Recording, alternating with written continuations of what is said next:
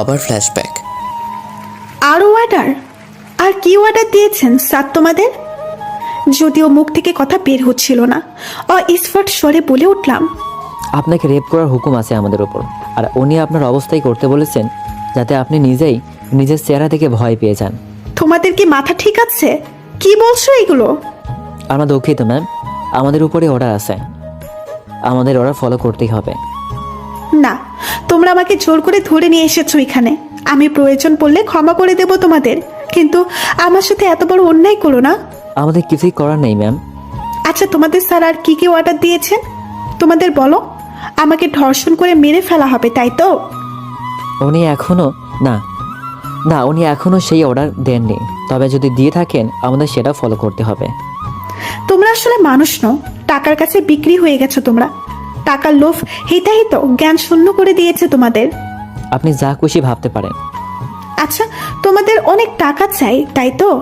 আমি টাকা দেব তোমাদের, তার পরিবর্তে এখান থেকে যেতে দাও আমাকে। না, সেটা কিছুতেই সম্ভব নয়। আপনাকে আপাতত এখানে থাকতে হবে কয়েকদিন। লোক দুটো আমার কোনো কথাই কানে নিল না। সারা রাত একটা ঘরের ভেতরে আটকে রাখে আমাকে। একটা মেয়ের কাছে নিজের সম্মানের থেকে বড় কিছুই হয় না। প্রতিটি মুহূর্তে আমাকে সেই সম্মান হারানোর ভয়ে অতিবাহিত করতে হয়েছে। এটা যে কতটা যন্ত্রণাদায়ক আমার থেকে কেউ ভালো বুঝতে পারবে না। আর এসবের পেছনে একজনকেই দায়ী ভাবতাম আমি, আর সে হলে তুমি। তোমার প্রতি আমার সমস্ত ভালোবাসা, বিশ্বাস, ভরসা, ঘৃণাই পরিবর্তিত হতে লাগলো। এতটা ঘৃণা আমি কখনো কাউকে করিনি যতটা সেই মুহূর্তে তোমাকে করেছিলাম। তারপর কি হলো? তার পরের দিন লোক দুটো আবার ওই বাংলোতে ফিরে আসে। আমি ওদের উদ্দেশ্যে বুঝতে পারি ওরা নিশ্চয়ই নিজেদের উদ্দেশ্য পূরণ করতে এসেছে আমার কাছে। আমার কোনো আকুতি মিনতি ওদের কানে পৌঁছালো না। খাটের সাথে আমার হাত দুটো বেঁধে ফেললো ওরা, যাতে আমি চিৎকার চেঁচামেচি করতে না পারি।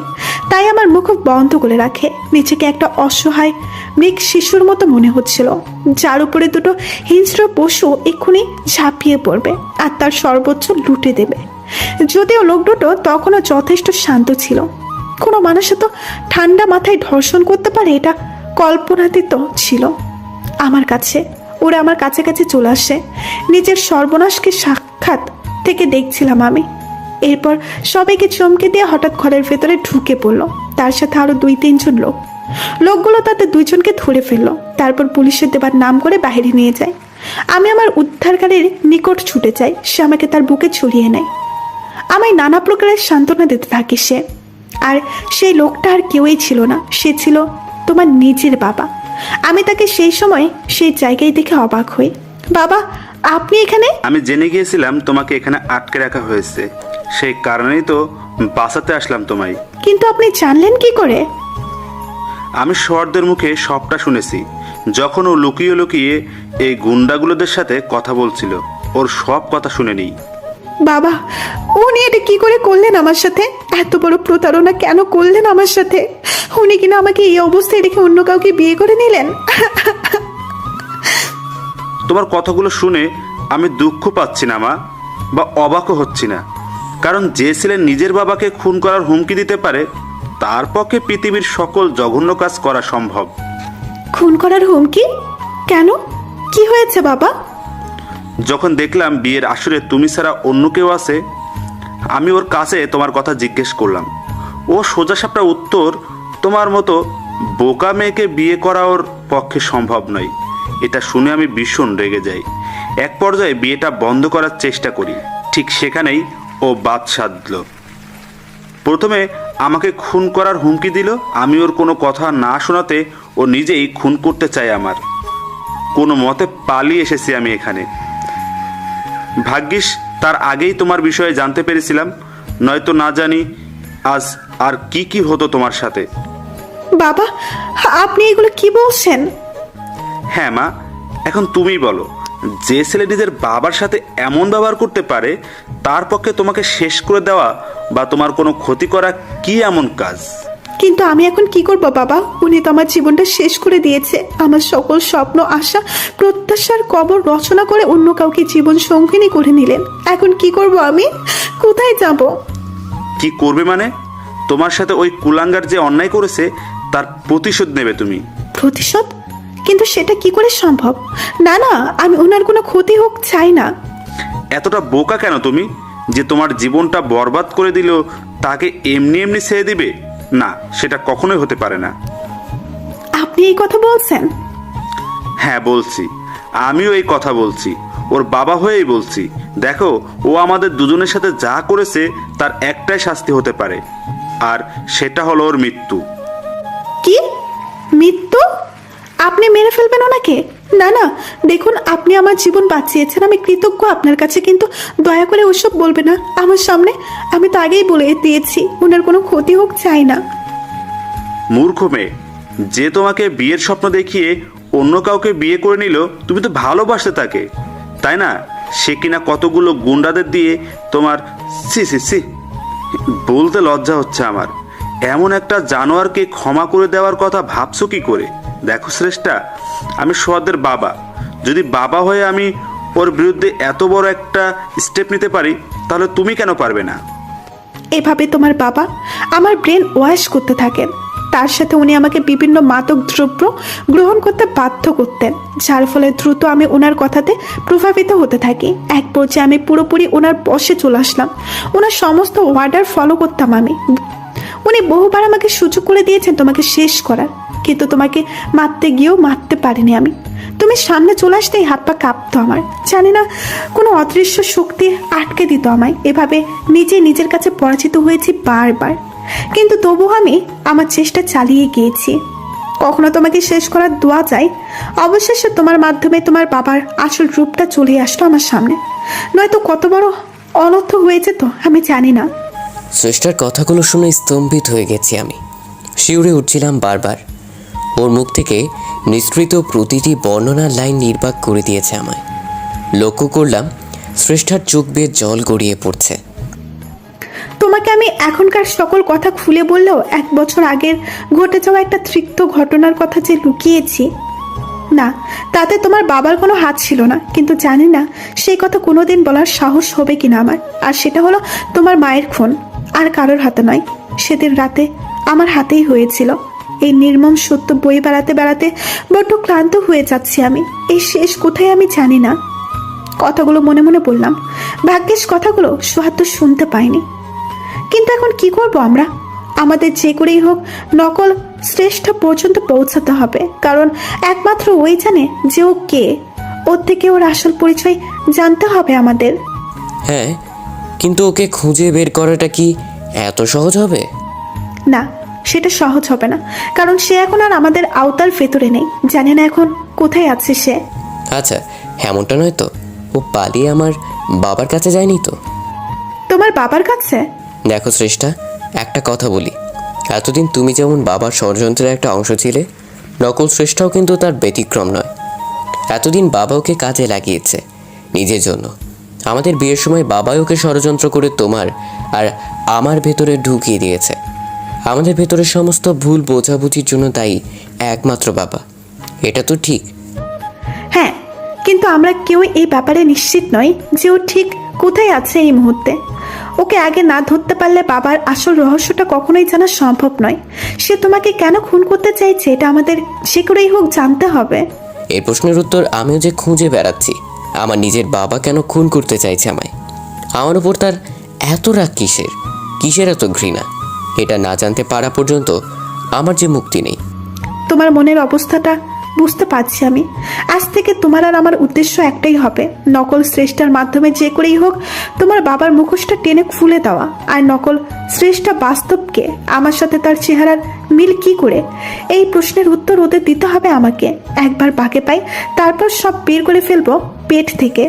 আচ্ছা, সে তো বুঝলাম। এখন নকল শ্রেষ্ঠাকে ট্রেস করব কি করে আমরা, তার প্ল্যান করো। আচ্ছা, এমনটা নয় তো কোথাও ও বাড়িতেই আছে? অর্থাৎ তোমার বাড়িতে? আমার বাড়িতে কেন আসবে ও? কেন, এটার অস্বাভাবিক কি? ও ঘরে আগুন লাগিয়ে দিয়ে এক প্রকার পালিয়ে গিয়েছিল। তুমি যে তারপর ভাগ্যক্রমে বেঁচে গিয়েছো সেটা তো জানার কথা নয় ওর। তোমাকে হাসপাতালে নিয়ে আসার সময় বাবার ঘটনাস্থলে উপস্থিত ছিল, তখন বুদ্ধি করে সবাইকে তোমার বেঁচে থাকার ব্যাপারে কাউকে জানাতে বারণ করেছিল, কারণ আমি জানি তুমি মরে গেছো। এটা নিশ্চিত হতেও বাড়িতে নিশ্চয়ই আসবে। নাটক করবে সবার সাথে, নয়তো সবার সন্দেহের তীরটা যে ওর দিকেই যাবে সেটা কি জানে না ও? গুড পয়েন্ট, এটা ভালো বলেছ। এখন আমাদের বাড়ির উপরে সার্বক্ষণিক নজর রাখার জন্য একজন লোক রাখা দরকার, যে আমাদের প্রতি মুহূর্তের আপডেট দিতে থাকবে, যাতে আমরা ওই বহুরূপী আবার ফিরে আসার আগেই ধরে ফেলতে পারি। তবে ওকে ধরলেই যে বাবার মুখ থেকে আসল সত্যগুলো জানতে পারবো আমরা, এমন নয় না। আমি তার জন্য অন্য একটা প্ল্যান রেডি করে রেখেছি। আমি হয়তো অনেকটাই আন্দাজ করতে পেরেছি ঠিক কি করতে চাইছো তুমি। হ্যাঁ, আগে বহুরূপীটাকে ধরি, তারপর তোমার বাবার মুখ থেকে আসল সত্যটা কি করে বের করতে হয় সেই দায়িত্ব আমার। তুমি নিশ্চিন্তে থাকতে পারো, তোমাকে তোমার জীবনের চরম সত্যের মুখোমুখি দাঁড় করাবোই আমি। আর বেশি দিন এই চিন্তা নিয়ে দিন কাটাতে হবে না তোমায়।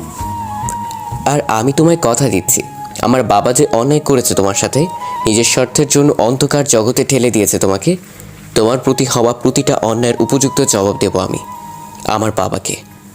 এরপর আমি আমার বাসার পাশে একজন বিশ্বস্ত লোক সেট করে রাখি। সে আমাকে সার্বক্ষণিক আপডেট দিতে থাকে। দিন পেরিয়ে সন্ধ্যা হয়ে গেল, সেরকম কোনো খবর পেলাম না। তবে আগুন নেভাতে কেউ ফায়ার সার্ভিস ডেকেছিল সকালবেলা। এরপর বাড়িতে পুলিশও আসে। তেমন কোনো ক্ষয়ক্ষতি না হতে ব্যাপারটা নিয়ে কেউ আর মাথা ঘামায়নি খুব একটা। এরপর সন্ধ্যার পরে একটা ফোন আসে আমার কাছে। হ্যাঁ বলো। সৌহার্দ্য স্যার, একটা নিউজ আছে। কি নিউজ?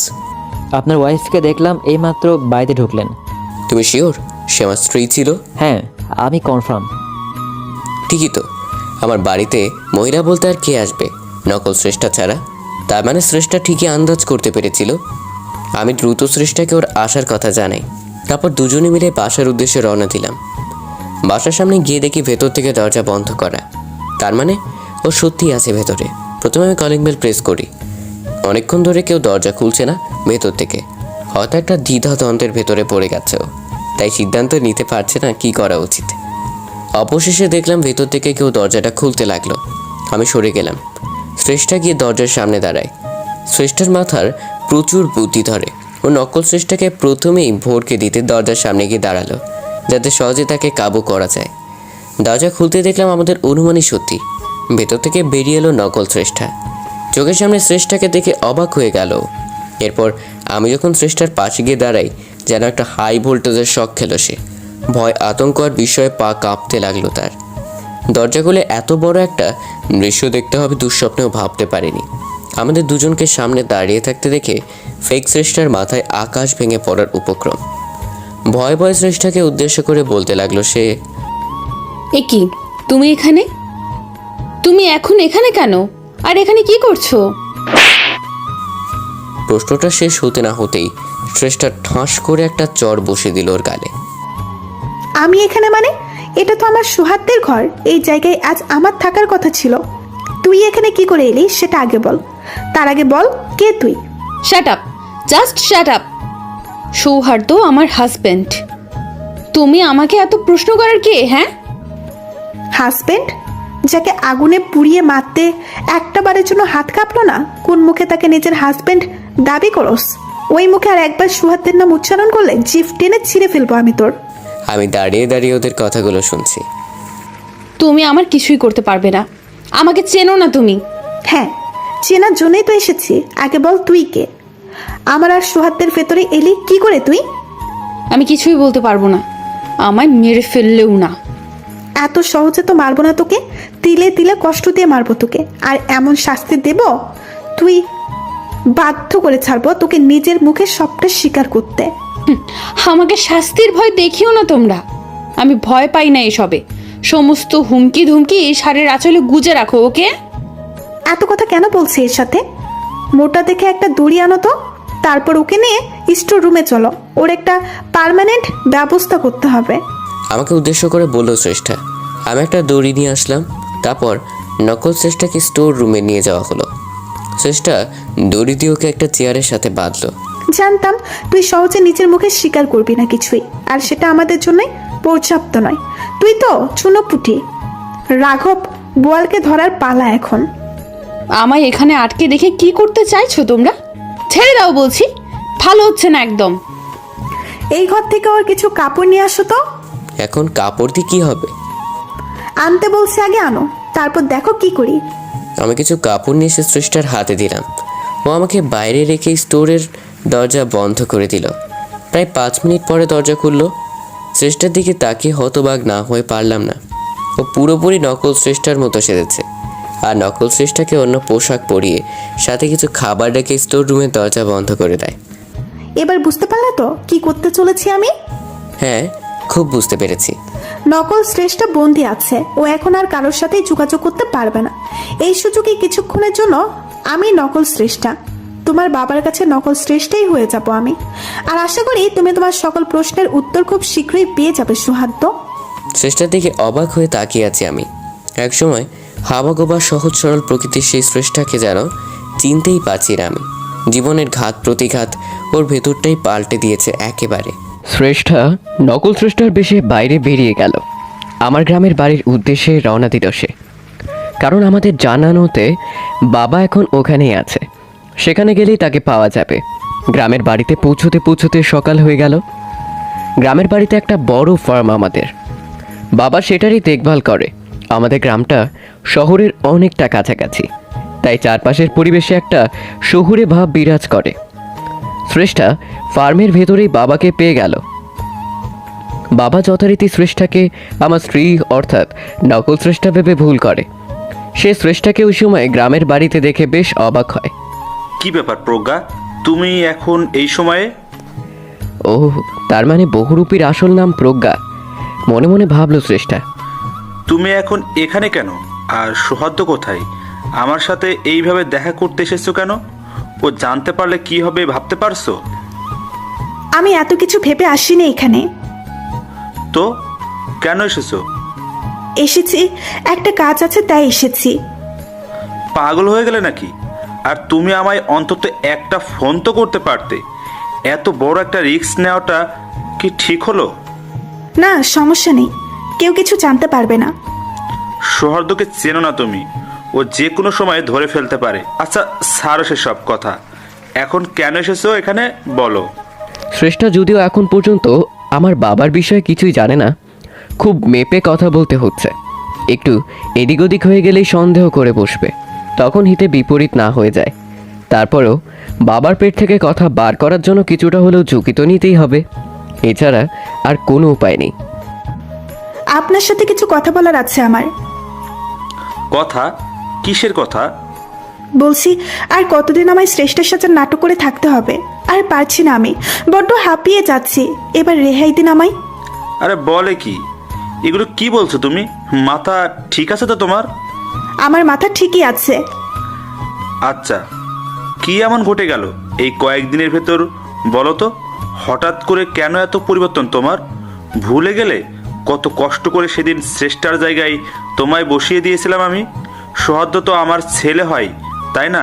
তারপরও আমি ওকে গুণাক্ষরেও বুঝতে দেইনি, শুধু তোমার ভালোর কথা ভেবে, যাতে তুমি শ্রেষ্ঠা সেজে সংসারটা করতে পারো। তার জন্য কত ধরনের প্রচেষ্টা করছি আমি, এখনও করছি। আর সেই তুমি কি না এখন আমার কাছে এসেছো এই নাটকগুলো করতে? শোনো, তোমার ফালতু নাটক দেখার কোনো ইচ্ছে আমার নেই। তার মানে নকল শ্রেষ্ঠা অর্থাৎ প্রজ্ঞাকে ওই বুড়ো নিজের সাথে ব্যবহার করেছে। ওনার কথা শুনে ভালোই বুঝতে পারছি প্রজ্ঞা সৌহার্দ্যের পেছনে করা ওর বাবার ষড়যন্ত্রের বিষয়ে কিছুই জানে না। এই বুড়ো প্রজ্ঞাকে এটা বুঝিয়ে রেখেছে যে সে শুধুমাত্র প্রজ্ঞার কথা চিন্তা করে ওকে শ্রেষ্ঠা সাজিয়ে এনেছে। বাস্তবে ওনার যে আসল উদ্দেশ্য নিজের ছেলেকে খুন করা, এটা প্রজ্ঞা জানে না। বুড়ো আমার সাথে সাথে এতকাল ধরে প্রজ্ঞাকেও ঠকিয়ে এসেছে। ওকে সংসারের মিথ্যে স্বপ্ন দেখিয়ে দিনের পর দিন নিজের স্বার্থে ব্যবহার করছে। যাক, অন্তত বিনা বাধায় এইটুকু তো ক্লিয়ার হলো। এখন এর থেকে সৌহার্দ্যকে খুন করতে চাওয়ার আসল কারণ আর প্রজ্ঞার আসল পরিচয় কি, এই দুটো প্রশ্নের উত্তর পেতে হবে আমাকে। কিন্তু এনাকে সরাসরি প্রশ্নগুলো কিছুতেই করতে পারি না আমি, যেহেতু প্রজ্ঞা সৌহার্দ্যকে খুন করার বিষয় কিছুই জানে না। তাই এই টপিক নিয়ে এখন কথা বলার প্রশ্নই ওঠে না। এখন যে করেই হোক এই বুড়োকে ব্যবহার করে প্রজ্ঞার আসল ঠিকানা পর্যন্ত পৌঁছতে হবে। হয়তো যেখানে গেলেই আমার রহস্যের জট আরও অনেকটা উন্মোচন হবে। এভাবেই আস্তে আস্তে এগোতে হবে আমায়। কথাগুলো এতক্ষণ মনে মনে চিন্তা করলো শ্রেষ্ঠা। কি হলো, এত কি ভাবছো? আমার একটা কথা বলো, তুমি কি সত্যি এই বেকার কথাগুলো বলার জন্য এখানে এসেছো? বেকার কথা মানে? কোনটা বেকার কথা? তোমার সমস্ত কথাই বেকার, কারণ তুমি এখন যেটা বলছো কিছুতেই সম্ভব না। হয়তো তাই। আসলে আমার নিজেরই মাথাটা ঠিক নেই। কেন, কি হয়েছে আবার? আচ্ছা, শহর কি কোনোভাবে সন্দেহ করেছে তোমায়? না, সন্দেহ করেনি। তাহলে কি হয়েছে? আসলে বাবার একজনের কথা মনে পড়েছে সব। অনেকদিন দেখা হয় না কারোর সাথে। ঝোপ বুঝে কোপটা মেরেই দিল শ্রেষ্ঠা।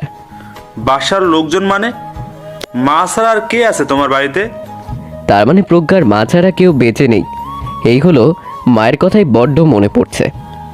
এই কথা তো কয়েকদিনের জন্য তার সাথে দেখা করে আসতে, মায়ের কথা মনে পড়েছে তার জন্য আমার কাছে এসেছে কেন?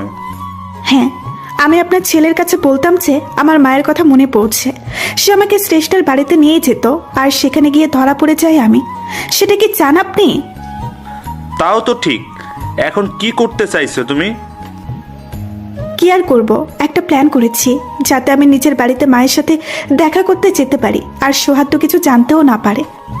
কি প্ল্যান করলে? আপনার ছেলে এই সময় একটু কাজের চাপে আছে। আমি এই সময় বাড়িতে যাবার কথা বললাম তাকে। আমি জানি সে যেতে পারবে না কিছুতেই। আমাকে বললো যেন আমি গ্রামের বাড়িতে আপনার কাছে চলে আসি, তারপর আপনি এখান থেকে আমাকে আমার বাড়িতে পৌঁছে দেবেন। বাহ, জব্বর প্ল্যান করেছে দেখছি। তো এখন চলে যাও না নিজের বাড়িতে। সোহাদ্দ তো আর দেখতে যাবে না। তুমি একা যাচ্ছ না আমার সাথে? এই সেরেছে। এখন আমি নিজে থেকে প্রজ্ঞার বাড়িতে কিভাবে যাব? তখন কত চেষ্টা করলাম প্রজ্ঞার মুখ থেকে কথা বের করার জন্য। প্রজ্ঞা নিজে থেকে ওর ঠিকানা দিলে এত কাঠখড় পোড়াতে হতো না আমায়। অবশ্য শ্রেষ্ঠকে বিশ্বাসও নেই আমাদের। ওর কথা বিশ্বাস করা মানে যে বিপদ ডেকে আনা। এখন যে করেই হোক সোহাগদের বাবাকে সাথে নিয়ে প্রজ্ঞার বাড়িতে পৌঁছাতে হবে আমাকে। তারপরেই প্রজ্ঞার বিষয়ে সমস্ত গোপন তথ্য জানতে সক্ষম হব আমি। কে এই প্রজ্ঞা? আমার সাথে ওর চেহারার অদ্ভুত মিল কি করে? হয়তো এর সাথে সোহাগদের বাবার রহস্যের কোনো সম্পর্ক আছে। সবটাই তখন জানতে পারবো আমি। তখন প্রজ্ঞার বাড়িতে পৌঁছাতে পারবো আমি। এখন সোহাগদের বাবাকে যে করেই হোক আমার সাথে যাবার জন্য রাজি করাতেই হবে। না, আমি একা যেতে পারবো না। আপনি চলুন আমার সাথে। কেন আমাকে যেতে হবে কেন? তুমি কি নিজের বাড়ি চিনো না নাকি? আমি চাই না আপনার ছেলের মনে আমাকে নিয়ে ভুল ধারণার সৃষ্টি হোক। সে যদি জানতে পারে আমি গ্রামে এসেও আপনাকে না নিয়ে একা একা নিজের বাড়িতে চলে গেছি, তখন আবার সন্দেহ করে বসবে আমায়। এরপর অগত্যা বাবা শ্রেষ্ঠার সাথে যেতে রাজি হয়। শ্রেষ্ঠা নিজেও জানে না প্রজ্ঞার বাড়িতে কি অপেক্ষা করছে ওর জন্য। শুধু এইটুকু জানে ওই বাড়িতে গেলে অনেকগুলো রহস্যের সমাধান হবে। অবশেষে প্রজ্ঞার বাড়িতে উপস্থিত হলো শ্রেষ্ঠা। বাড়িতে তেমন কেউ নেই, শুধুমাত্র একজন ভদ্রমহিলা ছাড়া। যথারীতি ভদ্রমহিলা শ্রেষ্ঠাকে দেখে নিজের মেয়ে মনে করলো। নিজের মেয়েকে ভীষণ খুশি হয় সে। বাবা শ্রেষ্ঠাকে প্রজ্ঞার বাড়িতে পৌঁছে দিয়ে আবার নিজের বাড়িতে চলে আসেন। এরপর সন্ধেবেলা বাড়ির বারান্দায় বসে আছে শ্রেষ্ঠা। একটু পরে ভদ্রমহিলা 2 কাপ চা হাতে সেখানে উপস্থিত হলো। 1 কাপ শ্রেষ্ঠার হাতে, বাকিটা নিজে নিয়ে বসে পড়ল। শ্রেষ্ঠা বুঝতে পারছে না কিভাবে কথা শুরু করবে ওর সাথে। তাছাড়া সে সারাদিন কাজে এত ব্যস্ত ছিল, কোনো প্রশ্ন করার সময় পায়নি। তা তোর কি খবর বল? এই তো চলে যাচ্ছে কোনো রকম। তোমার কি অবস্থা? আমার অবস্থা তো দেখতেই পাচ্ছিস। তা কোনো রকম চলে যাচ্ছে মানে? তুই কি ভালো নেই ওই বাড়িতে? ভালো থাকবো না কেন? ভালোই আছি। কি যে বলো না। শ্রেষ্ঠা ইচ্ছে করে একটু নেতিবাচক আচরণ করছে, যাতে ওর মাসামি, শ্বশুরবাড়ি, বিয়ে এসব নিয়ে বেশি করে প্রশ্ন করে, নয়তো এর পেট থেকে কথা বের করা মুশকিল। না, তোর গলার স্বর তো ভিন্ন কথা বলছে। তুই কি সৌহার্দের সাথে ভালো নেই? আমায় খুলে বল মা। শ্রেষ্ঠা প্রজ্ঞার মায়ের সামনে আমতা আমতা করতে লাগলো। আচ্ছা, ও তোর আসল পরিচয় জেনে গেল না তো আবার? বা কিছু সন্দেহ করেছে নাকি? সন্দেহ করবে? সন্দেহ কেন করতে চাপে? সন্দেহ করবে না মানে? তুই যে আসল শ্রেষ্ঠা নস, এমনটাও তো হতে পারে সৌহার্দ্য সেটা খানিক আন্দাজ করতে পেরেছে। ভালোই গল্প বানাতে পারো তুমি মা। আচ্ছা, আমি কি তোমায় এমন কিছু বলেছি? বলিসনি ঠিক, কিন্তু আমি বুঝতে পারি নিশ্চয়ই কিছু একটা তো চলছে তোর মনে। হ্যাঁ, চলছে তো। আর সেটা হলো তোমার পেট থেকে সত্যি কথাগুলো টেনে বের করে আনা, যা তুমি পরম যত্নে লুকিয়ে রেখেছ। কিছু বললি মা? না কিছু না, একটা কথা বলি মা। বল। আর দাঁড়া দাঁড়া, একটা প্রশ্নের জবাব দে। তুই তো সারা জীবন মম বলে ডেকে এসেছিস আমায়, এখন হঠাৎ করে মা বলছিস কেন? কি ব্যাপার? এই সেরেছে, প্রজ্ঞা যে ওই মহিলাকে মম বলে ডাকতো সেটা কি করে জানবে শ্রেষ্ঠা? যাই হোক, একটা উত্তর তো দিতে হবে এখন। আর বলো না, মম বলতে আর ভালো লাগে না। আমি যেখানে থাকি ওইখানে সবাই মাকে মা বলেই ডাকে, তাই ওদের দেখা দেখি নিজের হ্যাবিটটা চেঞ্জ করে ফেললাম। তাছাড়া মা ডাকের ভেতরে আলাদা একটা ব্যাপার আছে, তাই না? এটা এতদিন বুঝতে পারি নাই। তুই আসলে বিয়ের পর অনেক পাল্টে গিয়েছিস। আমি যেন সম্পূর্ণ অন্য এক প্রজ্ঞাকে দেখছি, তবে মন্দ লাগছে না। এখন বল, কি বলতে চেয়েছিলি? শোনো মা, ধরো এখন আবার আসল শ্রেষ্ঠটা ফিরে আসলো, তখন আমার কি হবে? এইসব কি বলছিস তুই? শ্রেষ্ঠা ফিরে আসবে মানে? ও আর কখনোই সৌহার্দ্যের জীবনে ফিরে আসতে পারবে না, এই গ্যারেন্টি সৌহার্দ্যের বাবা দিয়েছে আমাদের। তাহলে আমরা বৃথা টেনশন করছি কেন? না, যদি সবাইকে অবাক করে দিয়ে ফিরে আসে, হতেও তো পারে। না, সেটা সম্ভব নয়। কেন সম্ভব নয় মা? কারণ সৌহার্দ্যের বাবা ওকে তোদের জীবনে ফিরে আসার সমস্ত রাস্তা বন্ধ করে দিয়েছেন। আর তুই এখন এসব ভাববি না একদম। আর আসল নকল কি আবার? ওই বাড়িতে একটাই পরিচয় তোর, আর সেটা হলো তুই শ্রেষ্ঠা। সৌহার্দ্যের সাথে সংসার করতে হলে প্রজ্ঞা পরিচয়কে মাটি চাপা দিয়ে রাখতে হবে চিরদিনের জন্য। যদি কোনোদিন আসল শ্রেষ্ঠা ফিরেও আসে, তুই নিজের জায়গা থেকে সরে যাবি না। প্রজ্ঞার মায়ের কথা শুনে অবাক হয়ে যাচ্ছে শ্রেষ্ঠা। কোনো মা নিজের মেয়েকে এভাবে মিথ্যার ছলনার রাস্তায় হাঁটতে শেখাতে পারে, আগে জানা ছিল না। যে মায়ের মনে এত কুটিলতা, তার মেয়ে কী করে সুবুদ্ধি সম্পন্ন হয়। কিন্তু সমস্যা হলো, এত কিছু করেও এই মহিলার মুখ থেকে সেরকম কোনো কথা বের করা গেল না যা শ্রেষ্ঠাকে সত্য উদ্ঘাটনে সাহায্য করতে পারে। শুধু এইটুকু বোঝা গেছে, প্রজ্ঞার মা আর প্রজ্ঞা দুজনেই সৌহার্দ্যের বাবার ষড়যন্ত্রের একটা বড় অংশ। প্রজ্ঞার মা চায় তার মেয়ে সৌহার্দ্যের তাকে সংসার করুক, কিন্তু সে শ্রেষ্ঠাকে সরিয়ে নিজের মেয়েকে কেন সৌহার্দ্যের সংসারে ঢুকিয়ে দিল? শ্রেষ্ঠা ফিরে আসুক, এটা কেন চাইছে না এই ভদ্রমহিলা? শ্রেষ্ঠার সাথে তার আর তার মেয়ের আদৌ কোনো সম্পর্ক আছে কিনা এটা জানাটা বেশি জরুরি। তার জন্য অন্য একটা রাস্তা খুঁজে বের করতে হবে, আর সেটা এই বাড়িতে বসেই। এর কিছুক্ষণ পরে ভদ্রমহিলা উঠে কিচেনের দিকে চলে যায়। শ্রেষ্ঠা বাড়ির ভেতর এবং চারপাশটা ঘুরে ঘুরে দেখছে। এক পর্যায়ে একটা স্টোর রুম চোখে পড়ল তার। জানালা দিয়ে উকি মেরে দেখলো ভেতরে অনেকগুলো আসবাব, ফাইল, কাগজপত্র ইত্যাদি ইত্যাদি ফেলে রাখা হয়েছে। একবারের জন্য হলে ওই ঘরে যাওয়া চাই, কারণ এরকম জায়গা অনেক সময় অনেক ধরনের পুরনো ডকুমেন্টের সন্ধান মেলে। এটা জানে শ্রেষ্ঠা। দরজার দিকে তাকাতেই হতাশ হলো সে। একটা বিশাল আকারের তালা ঝুলছে দরজায়। যে করেই হোক চাবিটা ম্যানেজ করতে পারলে ঘরের ভিতরে ঢোকা যেত। আর চাবিটাও নিশ্চয়ই প্রজ্ঞার মায়ের কাছেই আছে। এখন যে করেই হোক ওই মহিলাকে বোকা বানিয়ে চাবিটা কবজা করতে হবে। এই ভেবে একটা প্ল্যান রেডি করে কিচেনের দিকে গেল শ্রেষ্ঠা। মা তখন কিচেনে রান্না করছে। মা, আমার চাপের ঠোকাটা দেখেছো? সন্ধ্যা থেকে খুঁজেই পাচ্ছি না। খুঁজে পাচ্ছিস না মানে? কোথায় রেখেছিলি? কোথায় রেখেছিলাম যদি মনেই থাকতো তাহলে তো আর খোঁজার দরকার পড়তো না।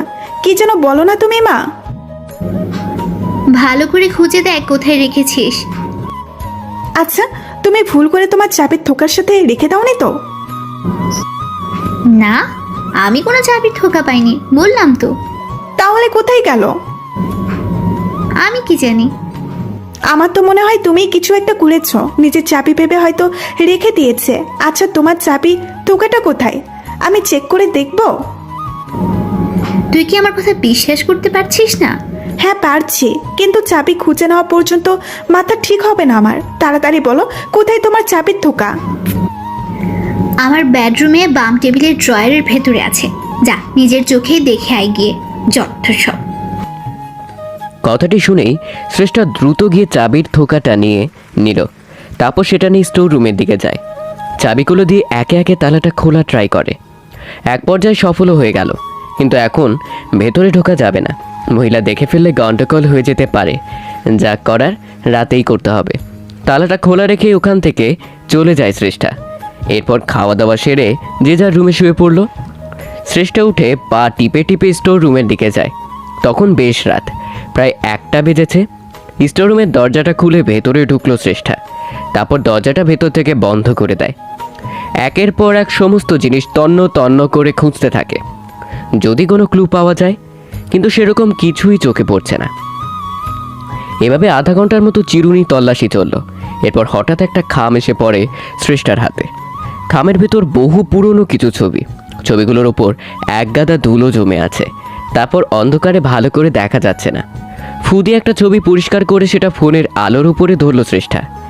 মুহূর্তে চমকে উঠল সে। এত তার ছোটবেলার ছবি, ছোটবেলা বলতে অনেক ছোটবেলার, যে সময়ের কথা স্পষ্ট মনে নেই শ্রেষ্ঠার। সেই সময়ের একটা ছবি এখন ওর কাছে আছে, কিন্তু এখানে ছবিতে খানিকটা ভিন্নতা পরিলক্ষিত হচ্ছে। সেটা হলো ছবিতে একজন নয়, তিনজন মানুষকে দেখা যাচ্ছে। একজন এই ভদ্রমহিলা, সাথে 2টো মেয়ে, যাদের দেখতে হুবহু একই রকম, তবে যমজ নয়। বয়সের সামান্য ব্যবধান রয়েছে, যা ছবির ভেতরেই ফুটে রয়েছে। তার মানে এটা শ্রেষ্ঠা আর প্রজ্ঞার ছোটবেলার ছবি, কিন্তু ওরা দুজন এক ছবিতে কি করে? তবে কি কোনো বিশেষ সম্পর্ক আছে এই দুজনের ভিতরে, নাকি তার থেকেও বেশি? হয়তো রক্তের সম্পর্ক রয়েছে এই দুজনের ভেতরে, কিন্তু তারপরে একটা খটকা থেকেই যায়। যদি প্রজ্ঞা তার শ্রেষ্ঠা ভেতরে রক্তের সম্পর্ক থাকে, তবে ওদের মা দুজনের সাথে ভিন্ন ভিন্ন আচরণ কেন করছেন? এক মেয়েকে নিজের কাছে রেখে দিয়ে অন্য মেয়ে দূরে ঠেলে দিয়ে তার সর্বনাশ কেন মা কীভাবে করতে পারে? এই সমস্ত প্রশ্নের উত্তর ঘিরে ধরল শ্রেষ্ঠার মনকে। এক অদ্ভুত আন্দোলন শুরু হলো ওর মনে। ভদ্রমহিলার সাথে নিজের ছবি দেখে যেন বজ্রপাত হলো শ্রেষ্ঠার মাথায়। ওর ছবি এখানে, এই মহিলার সাথে থাকার কোনো ব্যাখ্যা খুঁজে পাচ্ছে না শ্রেষ্ঠা। তবে কি এই মহিলা ওর আসল মা? কিন্তু ছোটবেলা থেকে শ্রেষ্ঠা এটাই জেনে এসেছে ওর মা বাবা কেউ বেঁচে নেই। একটু বড় হওয়ার পরেই নিজের মামেকেই মা বলে ডাকত। নিজের মায়ের স্থান দিয়েছিল তাকে। শুধু মা বাবা নয়, আর কোনো ভাই বোনও ছিল না শ্রেষ্ঠার। ছোটবেলা থেকে অনেকটা একাকিত্বের সাথে বাস করতে করতে শ্রেষ্ঠার ভেতরে প্রচণ্ড ভীতু স্বভাবের সৃষ্টি হয়, সাথে অনেকটা বোকাও ছিল বটে। বয়সে বড় হলেও ওর আচার আচরণ ছিল শিশুদের মতো। যদিও জীবনের একটা কঠিন অধ্যায় পার করে এখন শ্রেষ্ঠার অভূতপূর্ব পরিবর্তন এসেছে। তার মানে ছোটবেলা থেকে নিজের সম্পর্কে যা জেনে এসেছে পুরোটাই মিথ্যে ছিল। শুধু মা নয়, ওর একজন বোনও আছে। যদি তাই হয়, তবে ওর মা এভাবে পরিত্যাগ করলো কেন ওকে? এদের কারণে অনেক বৃহৎ ক্ষতিসাধন হয়েছে শ্রেষ্ঠার। কোনো মা নিজের সন্তানের সাথে এমন ব্যবহার কি করে করতে পারে? আমি জানি না এই মহিলা আদৌ আমার মা কিনা। যদিও তাই হয়, আমার কিছু যায় আসে না, কিন্তু এর মুখ থেকে আসল সত্যটা বের করতেই হবে আমায়। তাতে যদি একে অস্ত্রের মুখে জব্দ করতে হয়, তাও করতে রাজি আমি। কিন্তু আমার ছবি ওনার আর ওনার মেয়ের ভেতরে এলো কি করে? এই প্রশ্নের উত্তর না দিয়ে আজ নিস্তার নেই তার। এই ভেবে ছবিটা হাতে নিয়ে স্টোর রুমের বাইরের দিকে পা বাড়ালো শ্রেষ্ঠা। কিন্তু ওর পা আর সামনে অগ্রসর হলো না, কারণ তখন সামনেই দরজা আগলে প্রজ্ঞার মা দাঁড়িয়ে। ওনাকে দেখতে পেয়ে বেশ অপ্রস্তুত হয়ে পড়ে শ্রেষ্ঠা। ভদ্রমহিলা বেশ স্বাভাবিকভাবেই দাঁড়িয়ে আছে। শ্রেষ্ঠা বুঝতে পারছে না কি বলবে তাকে। আমি জানতাম তুই আমার মেয়ে নস। তুই আর যেই হোস, আমার প্রজ্ঞা তুই নস। ও, তার মানে তুমি বুঝতে পেরে গেছো? কি ভেবেছিলি মা তার মেয়েকে চিনতে পারবে না? আসল নকলের তফাৎ বুঝতে পারবে না? আমাকে সৌহার্দের বাবার মতো বোকা পেয়েছিস তুই? যখন জানতেই পেরেছিল আমি তোমার মেয়ে নয়, তাহলে কেন বললে না? এত নাটক কেন করলে? নাটক? আমি নাটক করেছি? নাটক তো করছিস তুই। বল, আমার বাড়িতে আমার মেয়ে সেজে কেন এসেছিস? আর তার আগে ওই বোকা বুড়ো লোকটাকে আসল ঘটনা তো জানাতে দে। তোকে কেউ এত বড় বোকা বানালো আর সে কিনা জানতেই পারবে না? এই বলে প্রজ্ঞার মা ফোনটা হাতে নিয়ে নাম্বার ডায়াল করতে যাবে, ঠিক তখন শ্রেষ্ঠা স্টোর রুম থেকে একটা ভাঙা ফুলদানি মহিলার কপাল বরাবর সজোরে ছুঁড়ে মারল। অস্ফুট চিৎকার দিয়ে মাটিতে লুটিয়ে পড়ল সে। সেই সুযোগে শ্রেষ্ঠা তার দিকে ছুটে যায়। সবার আগেই তার থেকে ফোনটা কেড়ে নিল। প্রজ্ঞার মা আবারও উঠে দাঁড়ানোর চেষ্টা করলে শ্রেষ্ঠা তাকে আবার আঘাত করে ফেলে দেয়। আঘাতের চোটে জ্ঞান হারিয়ে ফেলল সে। শ্রেষ্ঠা সেই সুযোগে তার হাত পা বেঁধে ফেলে। তারপর দেয়ালের সাথে হেলান দিয়ে বসলো। কিচেন থেকে পানি নিয়ে এসে মুখমণ্ডলে ছিটিয়ে দেয়। একটু পরে জ্ঞান ফিরল ভদ্রমহিলার। ধীরে ধীরে চোখ মেলে তাকালো, কিন্তু তখন সে নিদারুণ অসহায়। অগত্যা হাত পা বাঁধা অবস্থায় একলা অশক্ত মেজের ওপরে বসে আছে। সামনে দাঁড়িয়ে আছে শ্রেষ্ঠা, ওর হাতে একটা ছুরি। এটা কি দেখতে পাচ্ছ? আমাকে বেঁধেছিস কেন? তুই নিজেও জানিস না এটা করে কত বড় সর্বনাশ ডেকে আনলি নিজের। সর্বনাশ? আর কি সর্বনাশ করতে বাকি রেখেছো তুমি? আর তোমার মেয়ে আমাকে সর্বনাশের ভয় দেখাচ্ছ?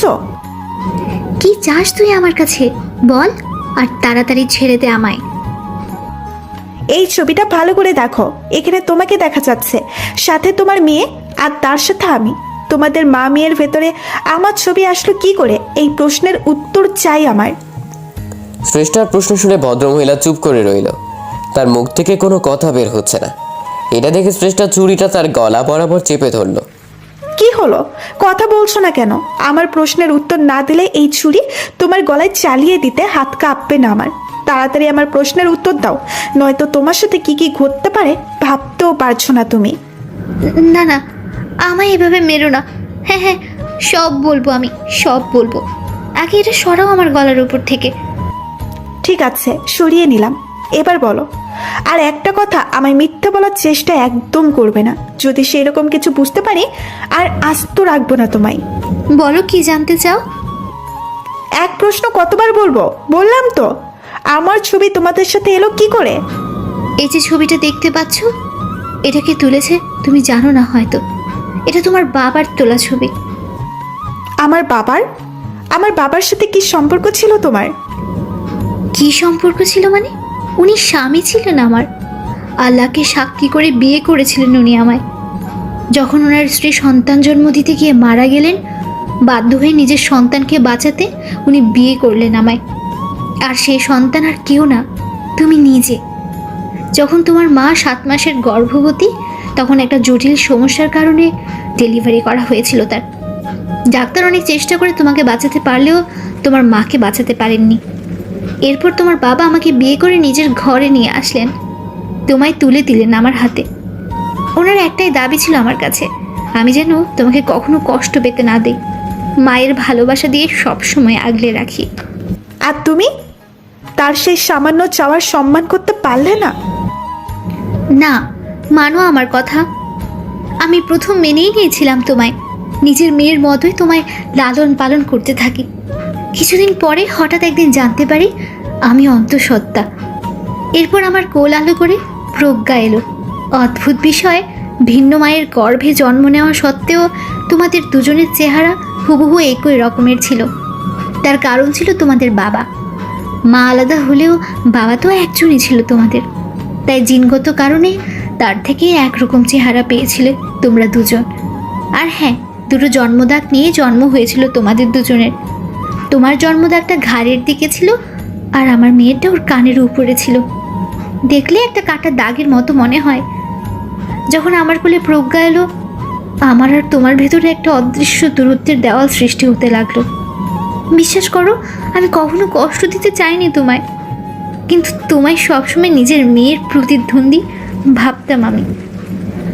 যখন বাবা তোমাকে কোলে নিয়ে আদর করতো, সেটা দেখে ভীষণ রাগ হতো আমার। একটা অনিশ্চয়তার ভেতরে দিন কাটতে লাগলো আমার। কিন্তু তোমার বাবার কারণে হাত পা বাঁধা ছিল আমার। এর কিছু বছর পরে তোমার বাবা আমাদের সবাইকে ছেড়ে চলে গেলেন। এরপর তোমার উপর অত্যাচারের মাত্রা ক্রমশ বেড়ে যেতে লাগলো। আমি জানি সেগুলো এখন কিছুই মনে নেই তোমার। এরপর একদিন তোমার মামা তোমার প্রতি করা সকল অত্যাচারের কথা জেনে ফেলে। হাতে নাতে ধরে ফেলেন উনি আমায়। এরপর আমায় রাগবশত তোমার বাবার বাড়ি থেকে বের করে দিলেন। আমার সে সময় বেরিয়ে আসা ছাড়া কোনো উপায় ছিল না, কারণ আমি তোমার মামার কথা না মানলে আমাকে জেলের ভাত খেতে হতো। আর তখন আমার মেয়ের কি হতো জানি না। প্রজ্ঞার কথা ভেবেই সমস্ত সহায় সম্পত্তির বাসনা ছেড়ে দিয়ে চলে এলাম আমি। আমাদের সাথে আর কোনো যোগাযোগ রইল না তোমার। এদিকে মামাই তোমায় আদর যত্ন দিয়ে বড় করে তুললেন।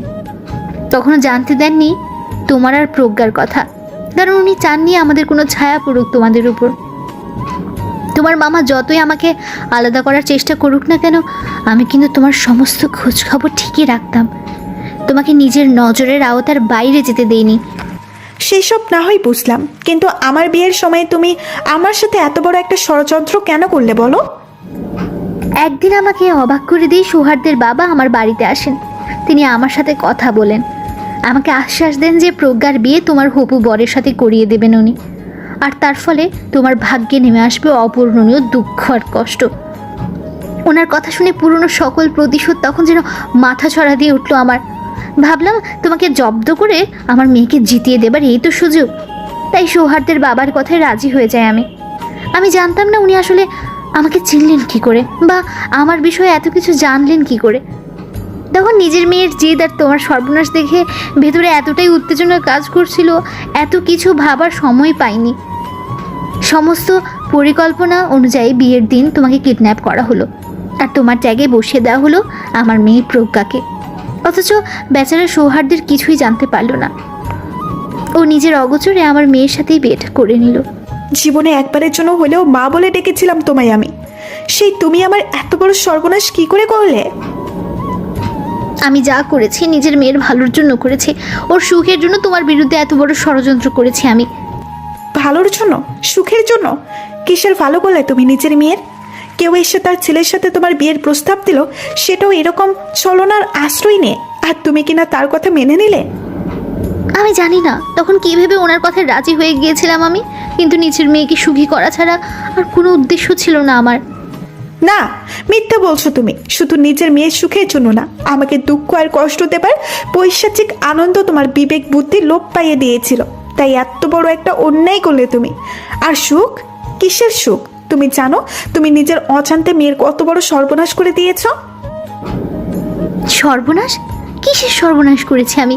দেখো, তোমার কথা কিছুই বুঝতে পারছি না আমি সোহাদের বাবার কথা বলছি। তুমি নিশ্চয়ই জানো না ওই লোকটার মুখের উদ্দেশ্য কি। কি ভেবেছ উনি সেদিন এমনি এমনি তোমার মেয়েকে ছেলের বউ করে নিয়েছেন? ওনার উদ্দেশ্য কখনোই নিজের ছেলে বা তোমার মেয়ের ভালো করা ছিল না।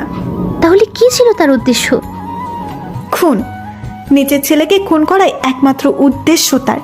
তোমার মেয়ে অর্থাৎ প্রজ্ঞাকে সোহাদের সাথে বিয়ে করানো ওনার ষড়যন্ত্রের একটা অংশ ছিল, আর কিছুই না। এতে শুধু ওনার নিজের ব্যক্তির স্বার্থ ছাড়া আর কিছুই ছিল না। শ্রেষ্ঠা মুখে খুনের কথা শুনে ঘাবড়ে গেল প্রজ্ঞার মা, মানে নকল শ্রেষ্ঠার মা। খুন? এসব কি বলছো তুমি? আর উনি ওনার নিজের ছেলেকে খুন কেন করতে যাবেন?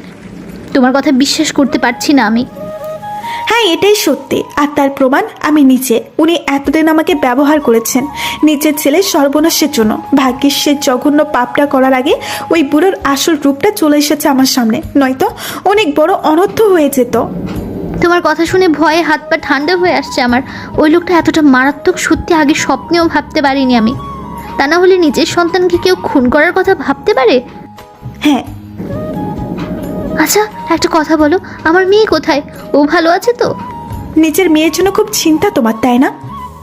প্রজ্ঞার মা কোনো উত্তর না দিয়ে মাথা নিচু করে রইলেন। কি হলো, কথা বলছো না কেন? আমি জানি মেয়ের জন্য অনেক চিন্তা তোমার। ভেবো না, সে সুস্থ স্বাভাবিক অবস্থাতেই আছে, এই যেমন তুমি রয়েছো এখানে। তোমরা আমার মেয়েকেও বন্দি করে রেখেছো, তাই না? দেখো, আমি তো সব স্বীকার করেই নিয়েছি। আর কি জানবার আছে আমার থেকে তোমার? দয়া করে ছেড়ে দাও। তোমাকে বন্দি করে ফেলে রাখার কোনো উদ্দেশ্য নেই আমার। সম্পর্কের অমর্যাদা তুমি করতে পারো, কিন্তু আমি জিমিন রহমানের মেয়ে। সে আমার সম্পর্কে আমার মামি হলেও মায়ের থেকে কোনো অংশে কম নয়। আমাকে সে এমন কোনো শিক্ষা দেয়নি যা কাছের মানুষকে আঘাত করতে সাহায্য করে। তুমি আমায় নিজের মেয়ে নাই ভাবতে পারো, কিন্তু তাই বলে তুমি আমার বাবার স্ত্রী এটা অস্বীকার করতে পারি না আমি। আমায় ক্ষমা করে দে মা। আমি জানি তোর সাথে যা করেছি আমি তার সামনে পৃথিবীর কোনো ক্ষমাই পর্যাপ্ত নয়, কিন্তু এছাড়া আর কি উপায় আছে আমার কাছে? তুই বল, কি করলে আমায় ক্ষমা করে দিবি তুই? আমি তোমায় ক্ষমা করার কেউ নেই।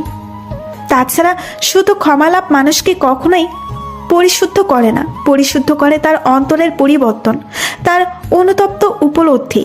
যে অন্যায় করেছো জীবনে, সৃষ্টিকর্তার কাছে প্রতিজ্ঞা করো তার পুনরাবৃত্তি হবে না আর কখনো। সেটাই হবে আমার তরফ থেকে তোমার আসল ক্ষমা।